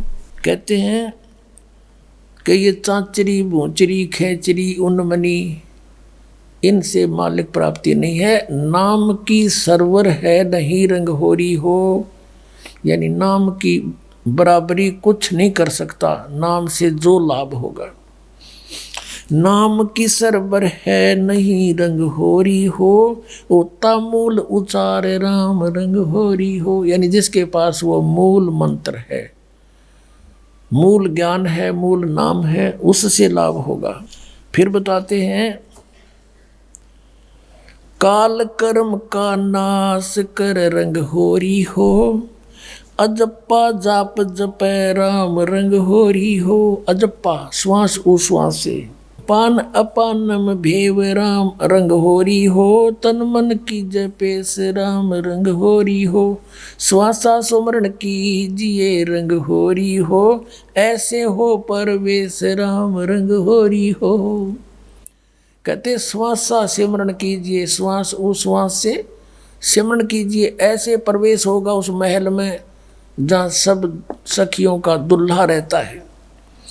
श्वासा सुमरण कीजिए रंग होरी हो, ऐसे हो परवेश राम रंग होरी हो, नाम की सरवर है नहीं रंग होरी हो, होता मूल उचार राम रंग होरी हो, काल कर्म का नाश करे रंग होरी हो, अजप्पा जाप जपंत राम रंग होरी हो, ओम सोहम नाद भरे रंग होरी हो, ये परख नवेला कंत राम रंग होरी हो। ये सतनाम बताया है कि इससे उस नाम के द्वारा श्वास उश्वास के सिमरण जप्पा जाप से उस सतलोक में जाया जाएगा। मन राजा खेलन चला रंग होरी ओ, तिरबेणी के तीर राम रंग होरी हो। मन राजा खेलन चला रंग होरी हो, पर पटन की सैल राम रंग होरी हो। पावन टके पपील के रंग होरी हो, ये पंडित लादे बैल राम रंग होरी हो। जावा महल कबीर का रंग होरी हो, राई ना ठहराव राम रंग होरी हो। चार वेद पंडित पढ़ा रंग होरी हो, ये 52 अक्षर लेख राम रंग होरी हो। वो अक्षर याम नहीं रंग होरी हो, वो रहे सतलोक में राम राम रंग होरी हो। इसमें क्या बताया है कि इन तुम चारों वेदों में वो मंत्र नहीं है जिससे परमात्मा मिले। कबीर साहब कहते हैं वेद हमारा भेद है, मैं ना वेदन के माही, और जौन वेद से मैं मिलूँ, ये वेद जानते नहीं। वो वेद कौन सा है? सूक्ष्म वेद, उसमें परमात्मा के पाणी का विधान सतनाम लिखा है क्लियर। इन वेदों में वो सतनाम नहीं है। परमात्मा कहते हैं सोहम शब्द हम जग में लाए, और सार शब्द हमने फिर भी गुप्त छिपाए। कागज कलम कलेस है रंग होरी हो, वहाँ स्याही का नहीं काम राम रंग होरी हो। तारंग मंत्र ली जिए रंग होरी हो। तारंग मंत्र पार करने वाला मंत्र ले ले। कौन सा? तारंग मंत्र ली जियो रंग होरी हो, यो सतनाम का नाद राम रंग होरी हो। वो सुकृत नाम उचार है रंग होरी हो, वो लीला अगम अगाध राम रंग होरी हो। सोहम ऊपर और है रंग होरी हो, सत सुकृत एक नाम राम रंग होरी हो। कहते हैं इस सोहम से ऊपर भी एक और नाम है जिससे मोक्ष होगा। ओम सोहम मध्य है रंग होरी हो, वो मूल मंत्र पावे राम रंग होरी हो। कहते इन मंत्रों से भी अलग वो एक और सार नाम है, मूल मंत्र है, वो नहीं मिलाते, ये भी यूजलेस है। ओम आनंदी लहर है रंग होरी हो, ये सोहम मुक्ता संद राम रंग होरी हो। अपनात्मा ये है सूक्ष्म वेद, जो इस चारों वेदों से भी जटिल ज्ञान है। हर सिंपल लैंग्वेज में ज्ञान का और लैंग्वेज का कोई मेल नहीं होता। वही ज्ञान किसी भी लैंग्वेज में हो, पर उस ज्ञान के का जानकार तत्वदर्शी संत हो, वो सब साफ कर देता है, समझ लेता है। यहाँ कहा है कि जो ओम मंत्र है, जैसे श्रीमद् भगवद गीता अध्याय नंबर 8 के श्लोक 13 में गीता ज्ञानदाता कहता है कि अर्जुन ओम इति एकाक्षरम ब्रह्म व्यवहारण मामन समन्वय पर्याति तजन देहम सयाति परमाम गतिम। मुझ ब्रह्म का केवल एक अक्षर ओम है, नथिंग एल्स। और जो इसका अंतिम सांस तक सिमरण करता हुआ शरीर छोड़कर जाता है तो परम गति को प्राप्त होता है। कौन सी परम गति? जो ओम से होने वाली परम गति है। ओम से कौन सी परम गति होगी? ब्रह्मलोक प्राप्ति होगा। ये ब्रह्म का जाप है।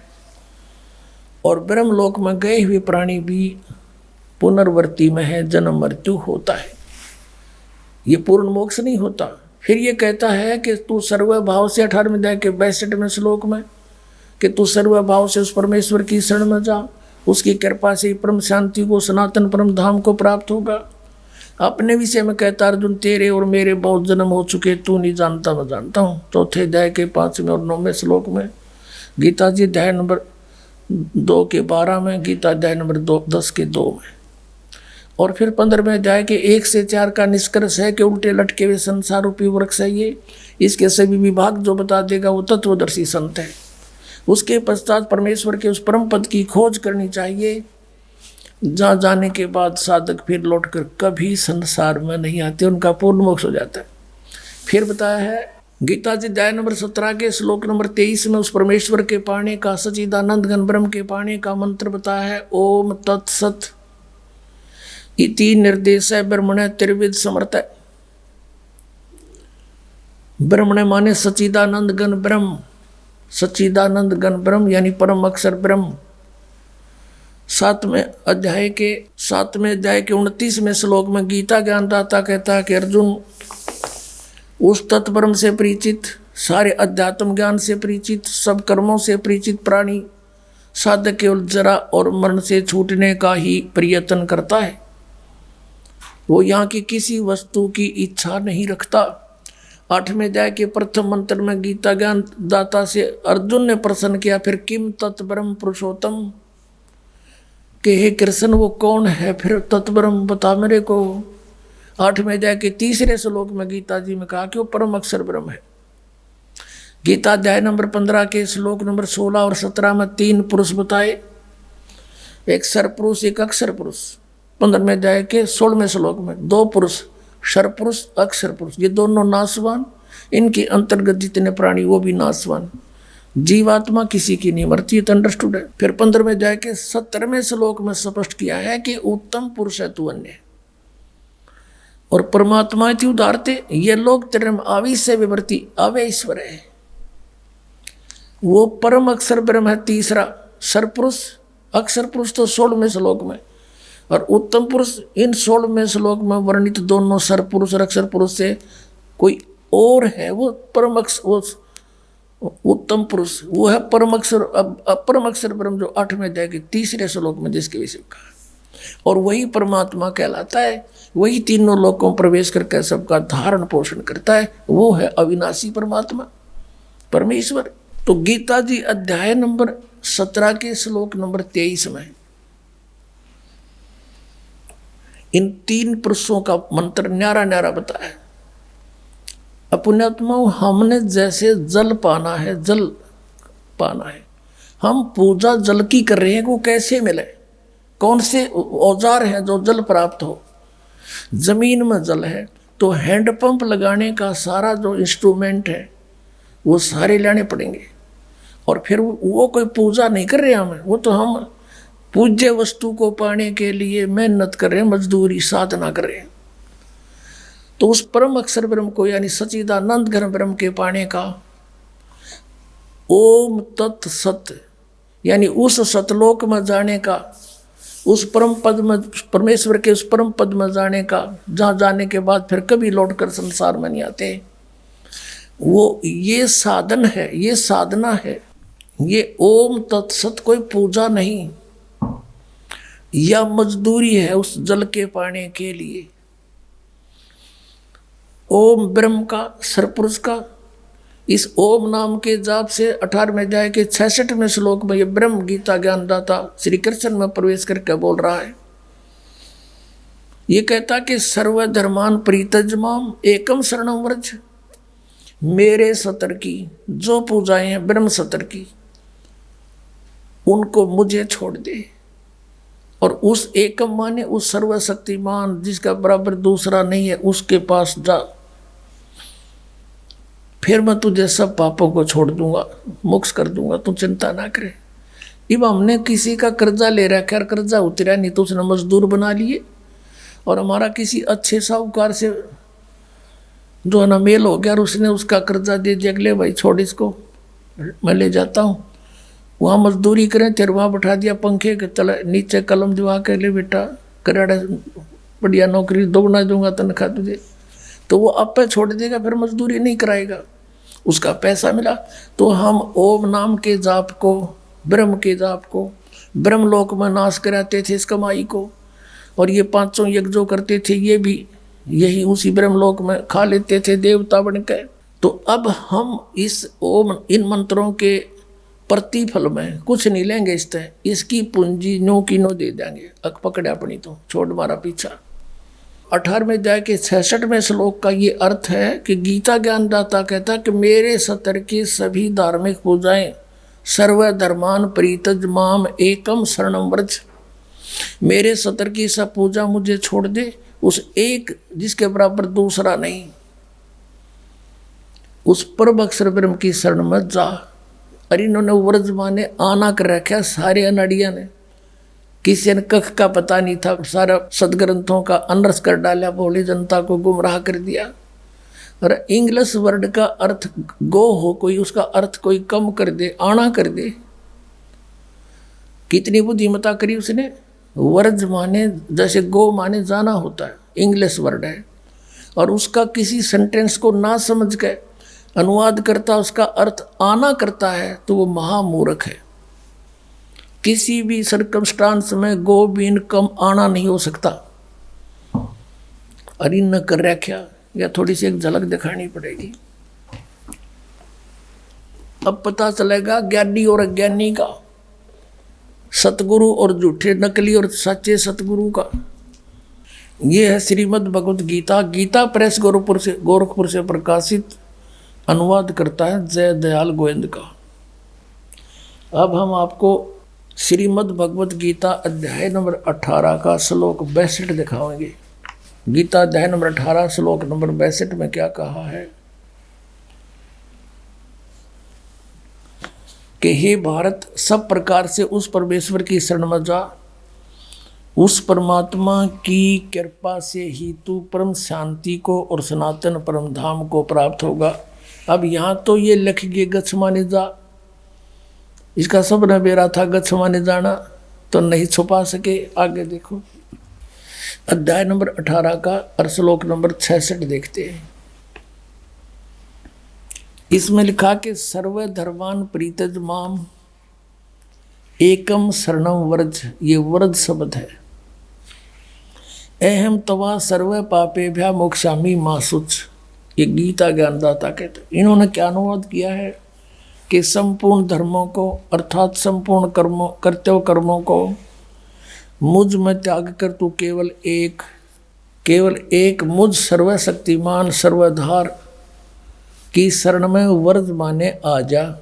ये देखा बैठा बैठा रखे ने, मैं तुझे संपूर्ण पापों से मुक्त कर दूंगा, तो शोक मत कर। अब ये कह मेरी शरण में आ जा। गीता जी अध्याय नंबर 2 के और श्लोक नंबर 7 में अर्जुन तो पहले कहे मैं तो आपकी शरण में हूँ और मेरी बुद्धि इस काम करना छोड़गी।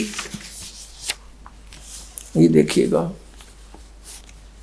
अध्याय नंबर 2 का और श्लोक नंबर ये 7 है,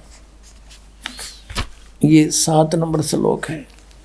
इसमें कहा है कि कायरता रूप दोष से अपहत हुआ स्वभाव वाला धर्म के विषय में मोहित चित्त हुआ मैं आपसे पूछता हूँ, जो साधन निश्चित कल्याणकारक हो वह मेरे लिए कहिए, क्योंकि मैं आपका शिष्य हूँ, इसलिए आपके शरण हूँ, मुझको शिक्षा दीजिए। अब ये कहे कि तू मेरी शरण में आ जा तो नहीं जची बात। अर्जुन तो पहले कहे मैं तो आपकी शरण हूँ, आपका शिष्य हूँ, मेरी बुद्धि काम नहीं करती, मेरे कल्याण में जो उचित हो वो बता दे। अब यहाँ फिर नो कहे कि मेरी शरण में आ जा, यानी जची। और 18वें अध्याय के 62वें श्लोक में सपट कहा है कि उसकी शरण में जा। अब कोई ये कहता है इनसे कि वो भगवान श्री कृष्ण किसकी शरण में जाने को कहता है, कहता अपनी शरण में कह रहा है। इन नोटकलबाजी मार रखी थी। अब ये आपने देखा गीता प्रेस गोरखपुर से प्रकाशित पुस्तक जिसमें वर्ज माने आना लिख रखा है, जबकि वर्ज माने जाना होता है। आपको शब्द कोश दिखाता हूँ। संस्कृत हिंदी कोश, ये कौन है इसका संग्रह करता, वामन शिवराम आपटे, और ये यहाँ से छपा है मोतीलाल बनारसी दास पब्लिशर्स प्राइवेट लिमिटेड दिल्ली से। इसमें दिखाते हैं आपको ये देखिएगा वर्ज, यहाँ पर है वर्ज। वर्ज माने जाना, चलना, प्रगति करना, विदा होना। अब आपको दिखाते हैं, ये तो सब नकलियों की, एक का कुएं का पानी, एक का कुएं की भांग पी रखी। नहीं, देखो श्री सुधांशु जी आचार्य, श्रीमद् भगवत गीता, आचार्य सुधांशु जी महाराज। और ये प्रकाशक हैं विश्व जागृति प्रकाशन, ओंकारेश्वर महादेव मंदिर, जी ब्लॉक, मानसरोवर गार्डन, दिल्ली। यहाँ से ये इनके प्रकाशक हैं, मुद्रक के। ये है 18वें अध्याय का 66वां श्लोक, 18वां अध्याय और 66वां। सर्व धर्मान परित्यज माम एकम शरणं व्रज, अहम तवा सर्व पापेभ्यो मोक्षामि मा शुच। संपूर्ण धर्मों का आश्रय छोड़कर तू केवल मेरी शरण में आ जा। ठीक है, ये तो सुधांशु जी। और अब देखो आसाराम जी, ये है श्री आसाराम जी के आश्रम से अनुवादित और प्रकाशित संत श्री आसाराम जी आश्रम, अहमदाबाद। ये यहाँ से छपी है। श्री योग वेदांत सेवा समिति, संत श्री आसाराम जी आश्रम, संत श्री आसाराम जी बापू आश्रम, मार्ग, अहमदाबाद। इसके दिखाते हैं, ये है 18वां अध्याय और 66वां श्लोक। एकम शरणं व्रज, संपूर्ण धर्मों को अर्थात संपूर्ण कर्तव्य कर्मों को मुझ में त्याग कर तू केवल एक मुझ सर्वशक्तिमान सर्वाधार परमेश्वर की शरण में आ जा। व्रज माने आ जा। अब दिखाते हैं ये सतपाल अंसा देश वालों की। ये देखिएगा श्रीमद् भगवत गीता,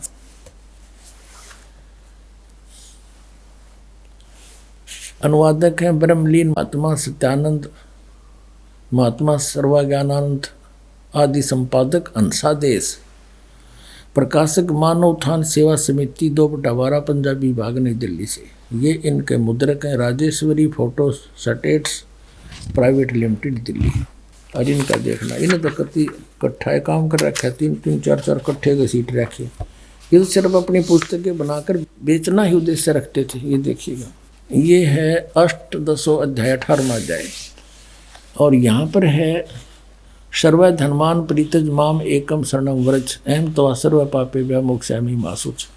ये 3-4 का इकट्ठा इन्होंने अनुवाद कर रखा है। ये देखना अगले पृष्ठ पे, इसमें लिखा है कि सर्व धर्मों के कर्मों को छोड़कर केवल मेरी शरण में आ जा। ठीक, अपने आत्माओं, एक और कमाल दिखाऊंगा आपने। इन शर्म भी ना आई। ऊपर तो लिख रहे हैं व्रज माने जाना, मीनिंग मत सही लिख रहे हैं, और अनुवाद में फिर घुमाना। देखो देखो कमाल की बात, चौड़े में झूठ बोल रखी ने। ये है श्रीमद् भगवत गीता यथारूप। और कहाँ से छपी है? कृष्ण कृपा मूर्ति, श्रीमद् एसी भक्ति वेदांत स्वामी प्रभुपाद, संस्थापक आचार्य अंतर्राष्ट्रीय कृष्ण भगवान अमृत संघ। एस्कॉन वाले बोल रहे हैं, एस्कॉन वाले।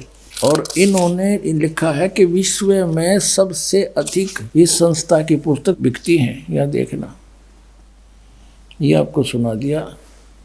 द्वारा किसके द्वारा अनुवादित है? कृष्ण कृपा श्री मूर्ति, श्रीमद् एसी भक्ति वेदांत स्वामी प्रभुपाद, संस्थापक आचार्य अंतर्राष्ट्रीय कृष्ण भगवान अमृत संघ। और यहाँ से ये और छपी है।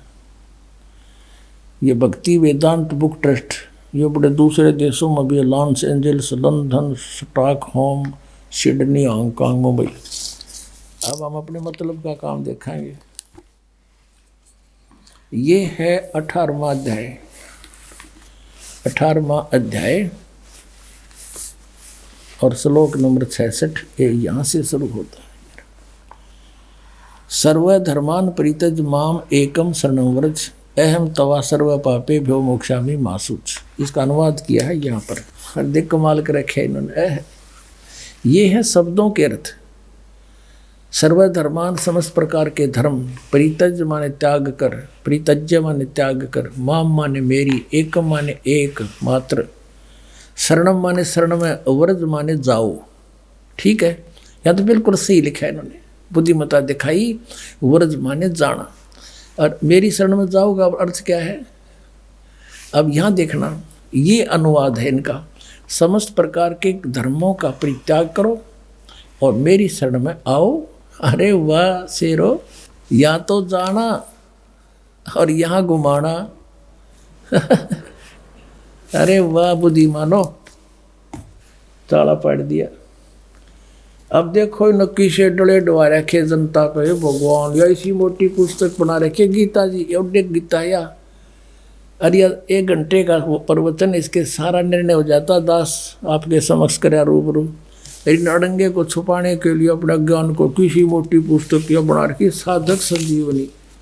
और इस 18वें जाए के 66वें श्लोक को एक सीधा अर्थ जाना, इसका ना समझ माने से इसको उल्ट सुड अड़गम सड़गम कर इसके को 12 पृष्ठ पर रखे अपने अज्ञान को और ज्ञान बनाने के लिए। बता गोबर का हलवा बन सके कभी? इन तो अड़ंगा कर दिया। ऐसे बढ़िया सदग्रंथ का इन्होंने अड़ंगा कर डाला, रच करके देखिएगा। ये है साधक संजीवनी। ये किसके द्वारा है? श्री राम सुखदास। श्री राम सुखदास है इसके अनुवाद करता, जो बड़े महापुरुष माने जाते हैं। और देखना स्वामी राम सुखदास से इसके अनुवादक हैं। और कहाँ से छपी? गीता प्रेस गोरखपुर, ये यहाँ से छपी है।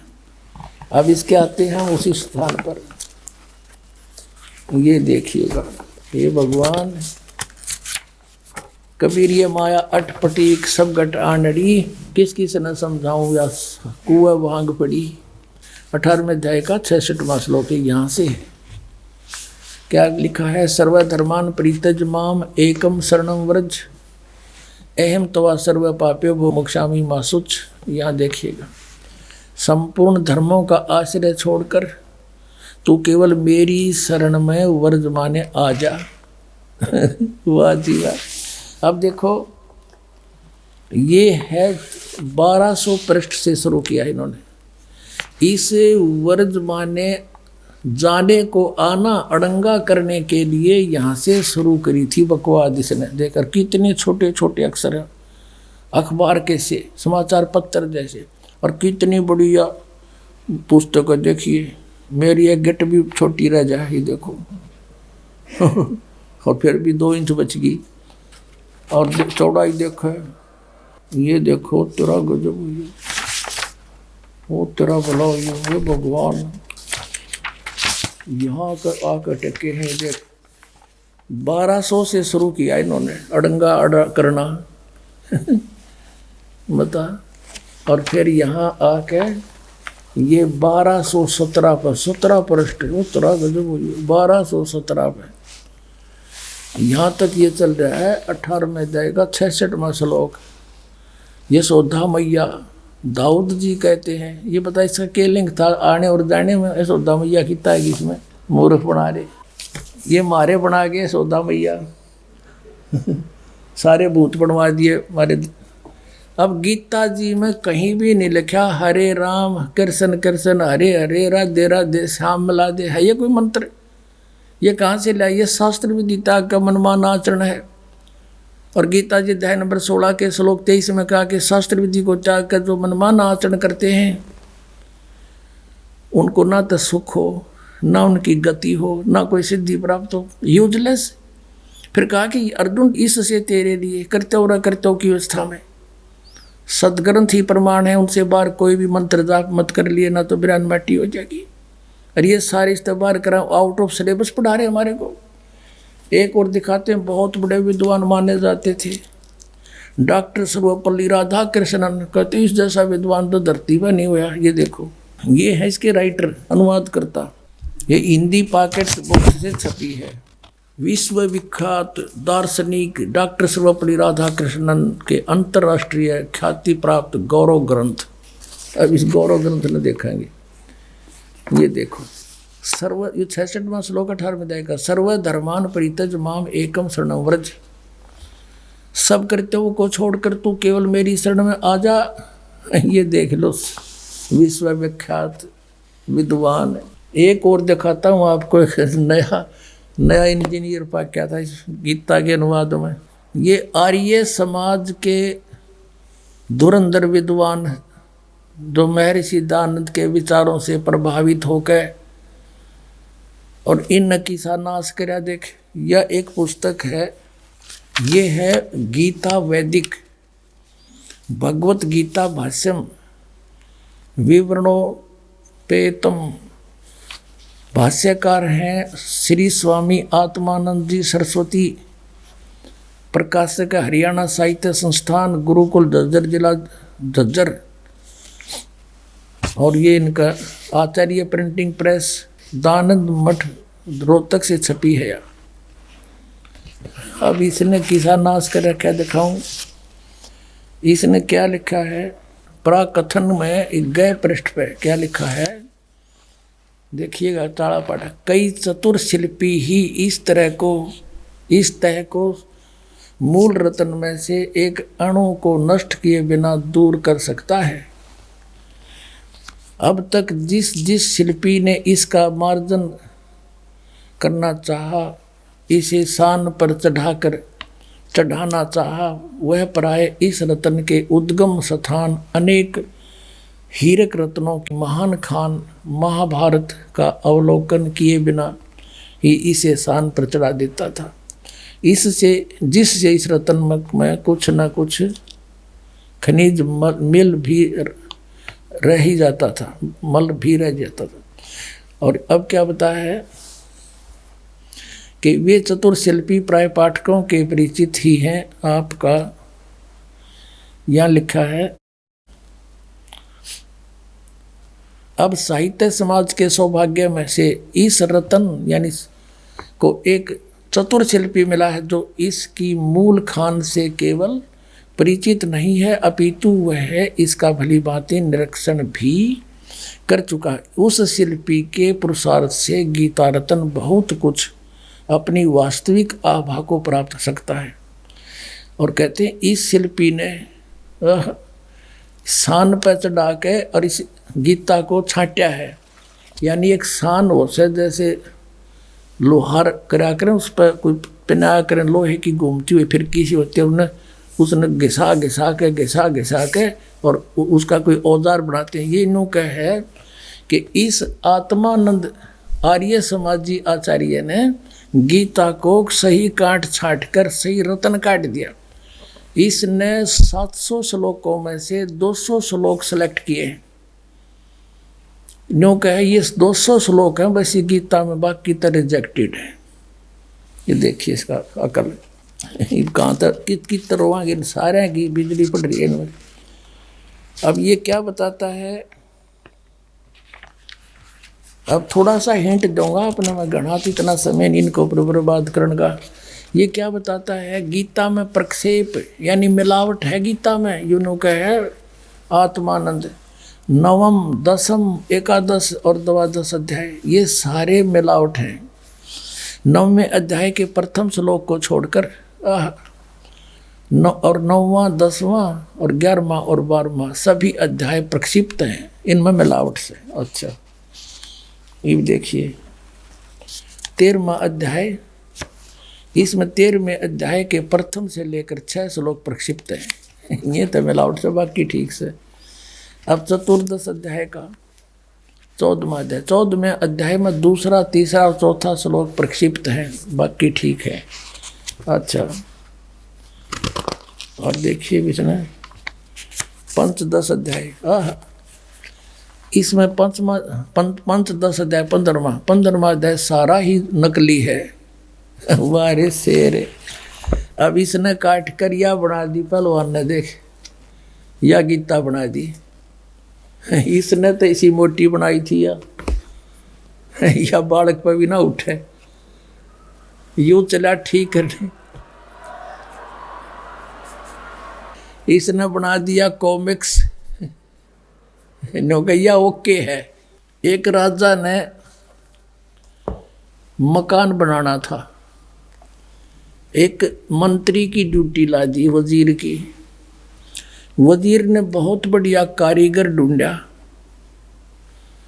खाती कारीगर। उससे कहा भी तो बढ़िया मकान बना दे राजा का, और ओके सामान ला दिए, पैसे की चिंता मत करना, कदे मेरा बड़ा हट मरवा दे। मिस्त्री बोला जी ठीक है। वो ला बढ़िया अपने लकड़ी सतीर ला बढ़िया बढ़िया छाट कर, क्या के चंदन के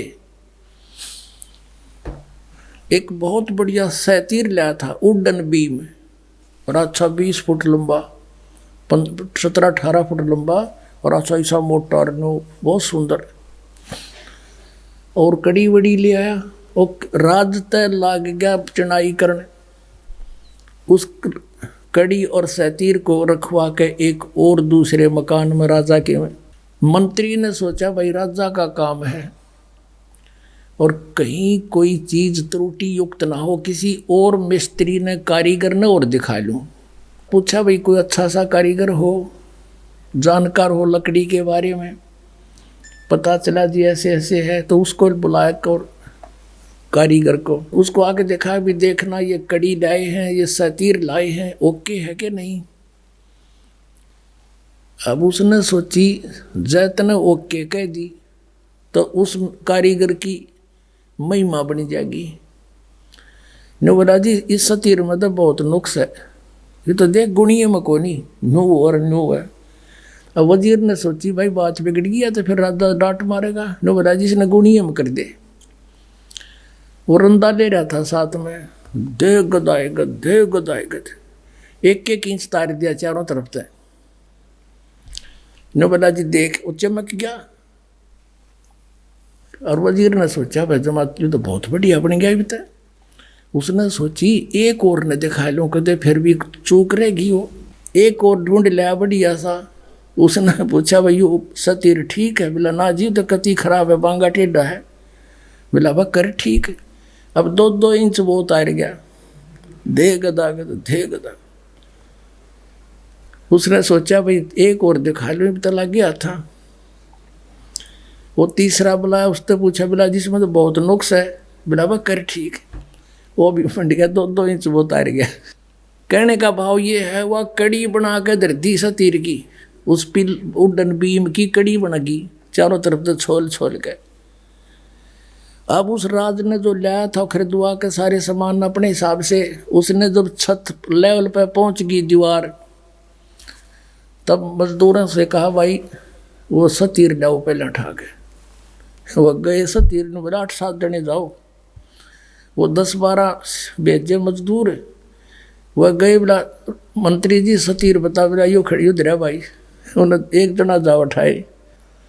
अब वो कारीगर ने कहा सतीर नहीं लाए तो खाली आने लग रहे। बोला यो ले रहे। अब वो उसका जच्चा क्यों सतीर इतना होया करे। वो फिर वहां गया जहाँ पर रखा हुआ था, वहां देखा वो पड़ा बुरा दानेरा, वो छोड़ रहा क्या। फिर मंत्री जी से बात करी, कहने लगे जी उस सतीर का यू किसने के कर दिया। ने बोला रे वाह भाई वाह, तू अच्छा आदमी, मन मरवा हो क्या, ये सारा बिगाड़ रखा था, ओके ओके करवा दिया। तो इस वैदिक की ताले अंदर सतीर की कड़ी बना दी, ओके कर दिया यो। निरंजन धन तेरा दरबार, निरंजन धन तेरा, जहाँ पर तनिक ना न्याय विचार, जहाँ पर तनिक। निरंजन धन तेरा दरबार, निरंजन, जहाँ पर तनिक ना न्याय विचार। वैसा ओढ़े मुल मुल खासा, गल मोतियों के आर। वैसा ओढ़े मुल मुल खासा गल मोतियों के आरे, पति भरता को मिले न खादी सूखा नरस आहार, निरंजन धन तेरा दरबार निरंजन। जहाँ पर तनिक न न्याय विचार, जहाँ पर तनिक न न्याय विचार, भाई पाखंडी की पूजा जग में संत को कहें लबाड़े, पाखंडी की पूजा जग में संत को कहें लबाड़े, अज्ञानी को परम विवेकी, ज्ञानी को मूढ़ गंवार, निरंजन धन तेरा दरबार, निरंजन धन तेरा दरबार निरंजन। जहाँ पर तनिक न न्याय विचार, कहे कबीर सुनो भाई साधो, या सब उल्टा व्यवहार, कहे कबीर सुनो भाई साधो, या सब उल्टा व्यवहार, सच्चों को तो ये झूठा बताओ, इन झूठों का एतबार, निरंजन धन तेरा दरबार निरंजन, धन तेरा दरबार, जहाँ पर तनिक न न्याय विचार। परमात्मा कहा करते, देखो रहे कबीर साहब कहा करते, मुझे तो ये अनपढ़ और अशिक्षित और मूर्ख बताते हैं, और इन अज्ञानियों को ये महर्षि कह जिन अनरथ कर रखे, सदग्रंथों को ना समझ के इनका नाश कर दिया। पुण्यात्मा सौभाग्य आपका, इस प्राइम टाइम में आपका जन्म और ये सतनाम और सार नाम आपको मिला। धन आपके माता पिता जिनसे जन्म हुआ। बोलो सतगुरुदेव।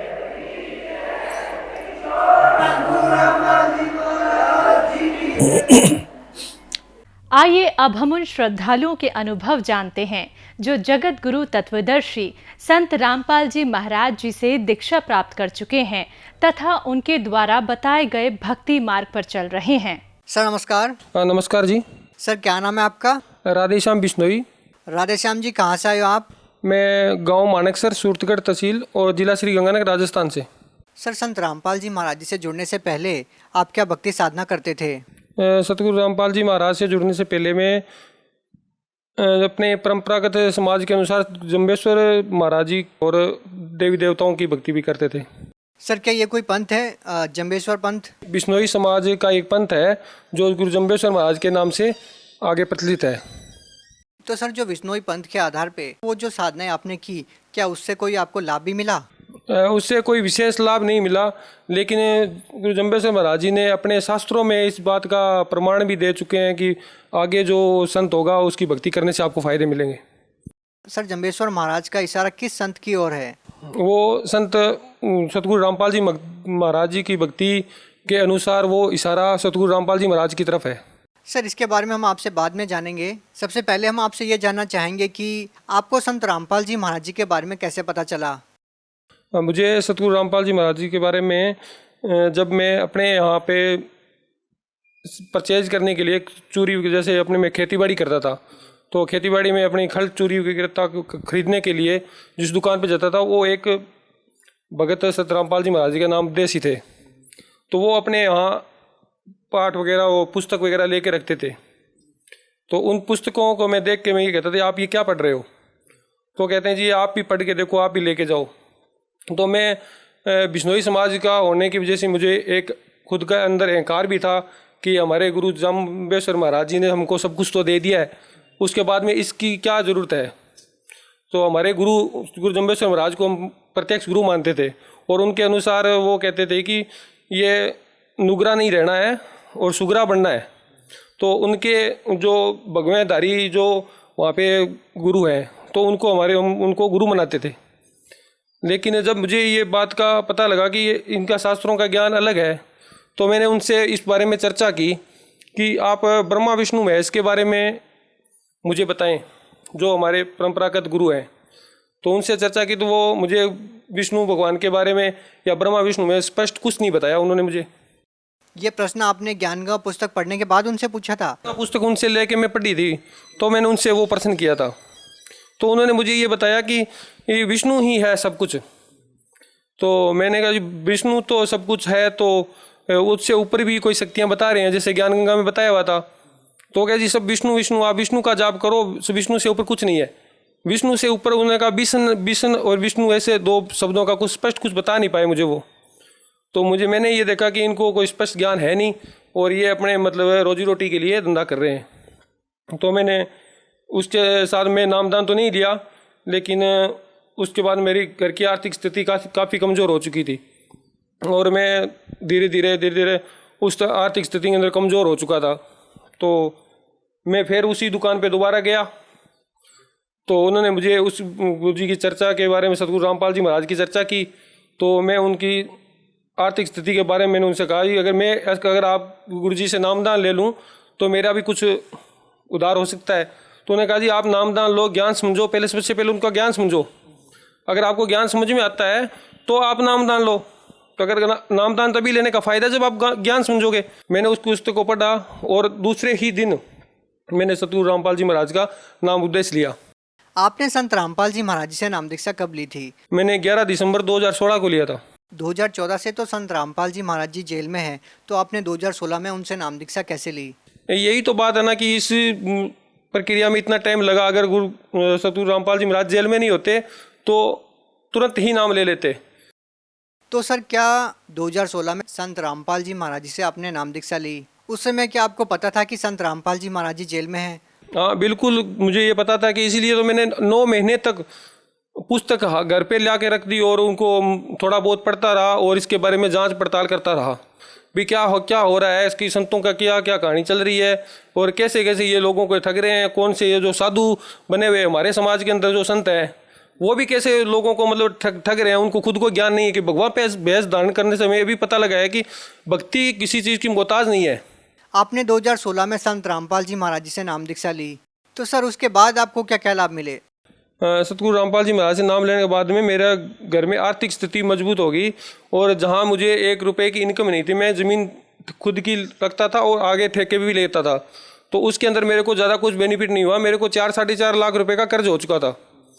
तो जब मैंने सतगुरु रामपाल जी महाराज का नाम लिया था उसके बाद मेरा वो फसल के अंदर भी अच्छा फ़ायदा हुआ। जहाँ मेरी फसल को एक भी पानी मतलब 60 दिनों तक एक भी पानी नहीं लगा था, वो फसल मेरी दूसरी फसल जिसको अच्छा पानी दिया वो उसके बराबर भी मेरी वो फसल बैठी है। मैंने खुद कंपैरिजन किया उसका कि उस फसल को पानी क्यों नहीं लगा था कि मौके पे जब हमारा नहर का ही पानी लगता है और मौके पर उस पानी को वो पीछे बंदा निकल गया था, उस वजह से वो रह गया था।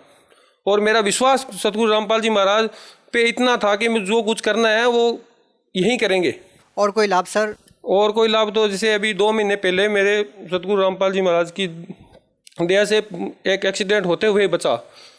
मैं भादरा, मेरे पास पिकअप है, तो मैं उसके बाद में खेती के साथ में दूसरा बिजनेस मेरा पिकअप का गाड़ी ड्राइव करता हूँ। 2 पिकअप मैनेज करता हूँ खुद। तो मैं पिकअप लेके पशुओं के व्यापारी मेरे साथ था और मैं उनको लेके भादरा जा रहा था। तो रास्ते के अंदर गाड़ी सामने से आ रही थी, एक ट्रक बस से ओवरटेक किया उसने और मैं 80-90 की स्पीड से सामने से आ रहा था। उसने अचानक एक ओवरटेक कर दिया। तो इधर दूसरी साइड में डिवाइडर था जो पुलिस वाले लगा के रखते हैं साइड में, वो डिवाइडर था। तो अचानक मैं अक्का बक्का रह गया भी ये गाड़ी को कैसे कंट्रोल करूँ। एक बार तो मैंने उसको ब्रेक दिया गाड़ी को, लेकिन जब मुझे ये लगा कि गाड़ी तो जा रही है तो मेरे साथ में जो व्यापारी बैठा था उसने आँख बंद करके बस अभी तो गाड़ी गई और साइड में जो लोग खड़े थे ना वो दूर दूर भाग गए सारे। तो उस टाइम मैंने एक ही पल परमात्मा को याद किया था और परमात्मा ने मेरी बहुत बहुत रक्षा की थी। उस टाइम सतगुरु रामपाल जी महाराज अगर नहीं होते तो उस टाइम परमात्मा ने उस डिवाइडर और उस गाड़ी दोनों के बीच में से गाड़ी निकाल दिया। चांस भी नहीं था कि वहाँ गाड़ी निकल जाएगी। तो उस टाइम परमात्मा ने मेरी रक्षा की। आगे जाके मेरे हाथ पैर इतने फूल गए थे कि मेरे से गाड़ी नहीं चल रही थी। तो उस साथ वाले ने मेरी हिम्मत बंधाई कि जो हो गया था होना था हो गया। लेकिन अभी मैंने कहा गुरु रामपाल जी महाराज आज नहीं होते तो मुझे आज इस बच्चे और परिवार सब कुछ आज ख़त्म था मेरा। तो परमात्मा ने मेरी बहुत रक्षा की और तो नशा से पीछा छूट गया और सत्य भक्ति मिल गई मेरे को। सबसे बड़ी बात है, मेरे समाज और मेरे परिवार वाले मेरे को कहते हैं कि आप क्या करते हो, क्या मतलब किस चीज़ की भक्ति कर रहे हो। तो मैंने कहा जी आप विष्णु का जाप कर रहे हो, आप कितनी बार विष्णु का जाप करते हो। तो वो कहती विष्णु का तो जाप हम सब पूरे दिन विष्णु का, मैं क्या 2 मिनट कर लेते हैं, 4 मिनट। मैंने कहा जी आप विष्णु का जाप दिन में 1 बार करते हो, 4 बार करते हो, लेकिन हम एक दिन में 432 बार विष्णु भगवान का जाप करते हैं, ब्रह्मा जी का, विष्णु जी का। हमारे गुरुजी किसी देवी देवता की भक्ति नहीं छुड़ाते। जो मुख्य देवी देवता है ब्रह्मा विष्णु महेश दुर्गा और गणेश जी, उनकी भक्ति हमारे गुरुजी देते हैं। भी इनकी भक्ति इस तरह से किया जाएगी, उसका एक जाप है, उस जाप को करने से अपने को फायदा होगा। सर, संत रामपाल जी महाराज जी के अनुयायी ये दावा तो बहुत करते हैं कि उनसे नाम दीक्षा लेने के बाद बहुत सारे लाभ मिलते हैं। तो सर, जो भी श्रद्धालु संत रामपाल जी महाराज जी से जुड़ना चाहते हैं, जबकि संत रामपाल जी महाराज जी जेल में हैं, तो उनसे नाम दीक्षा कैसे ली जा सकती है?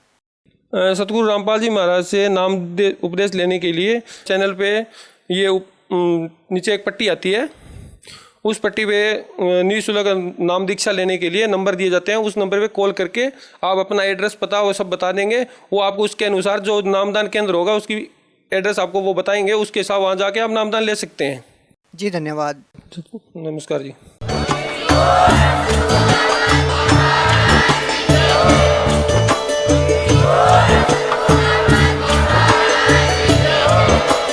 आप सुन रहे थे जगत गुरु तत्वदर्शी संत रामपाल जी महाराज जी के मंगल प्रवचन। अधिक जानकारी के लिए विजिट कीजिए हमारी वेबसाइट www.jagatgururampalji.org। संत रामपाल जी महाराज जी के शुभ आशीर्वाद से पूरे विश्व भर में 500 से भी ज्यादा नाम दीक्षा केंद्र हैं, जिन पर संत रामपाल जी महाराज जी द्वारा ऑनलाइन निःशुल्क नाम दीक्षा दी जा रही है। अपने नजदीकी नाम दीक्षा केंद्र का पता करने के लिए संपर्क करें 8222880541।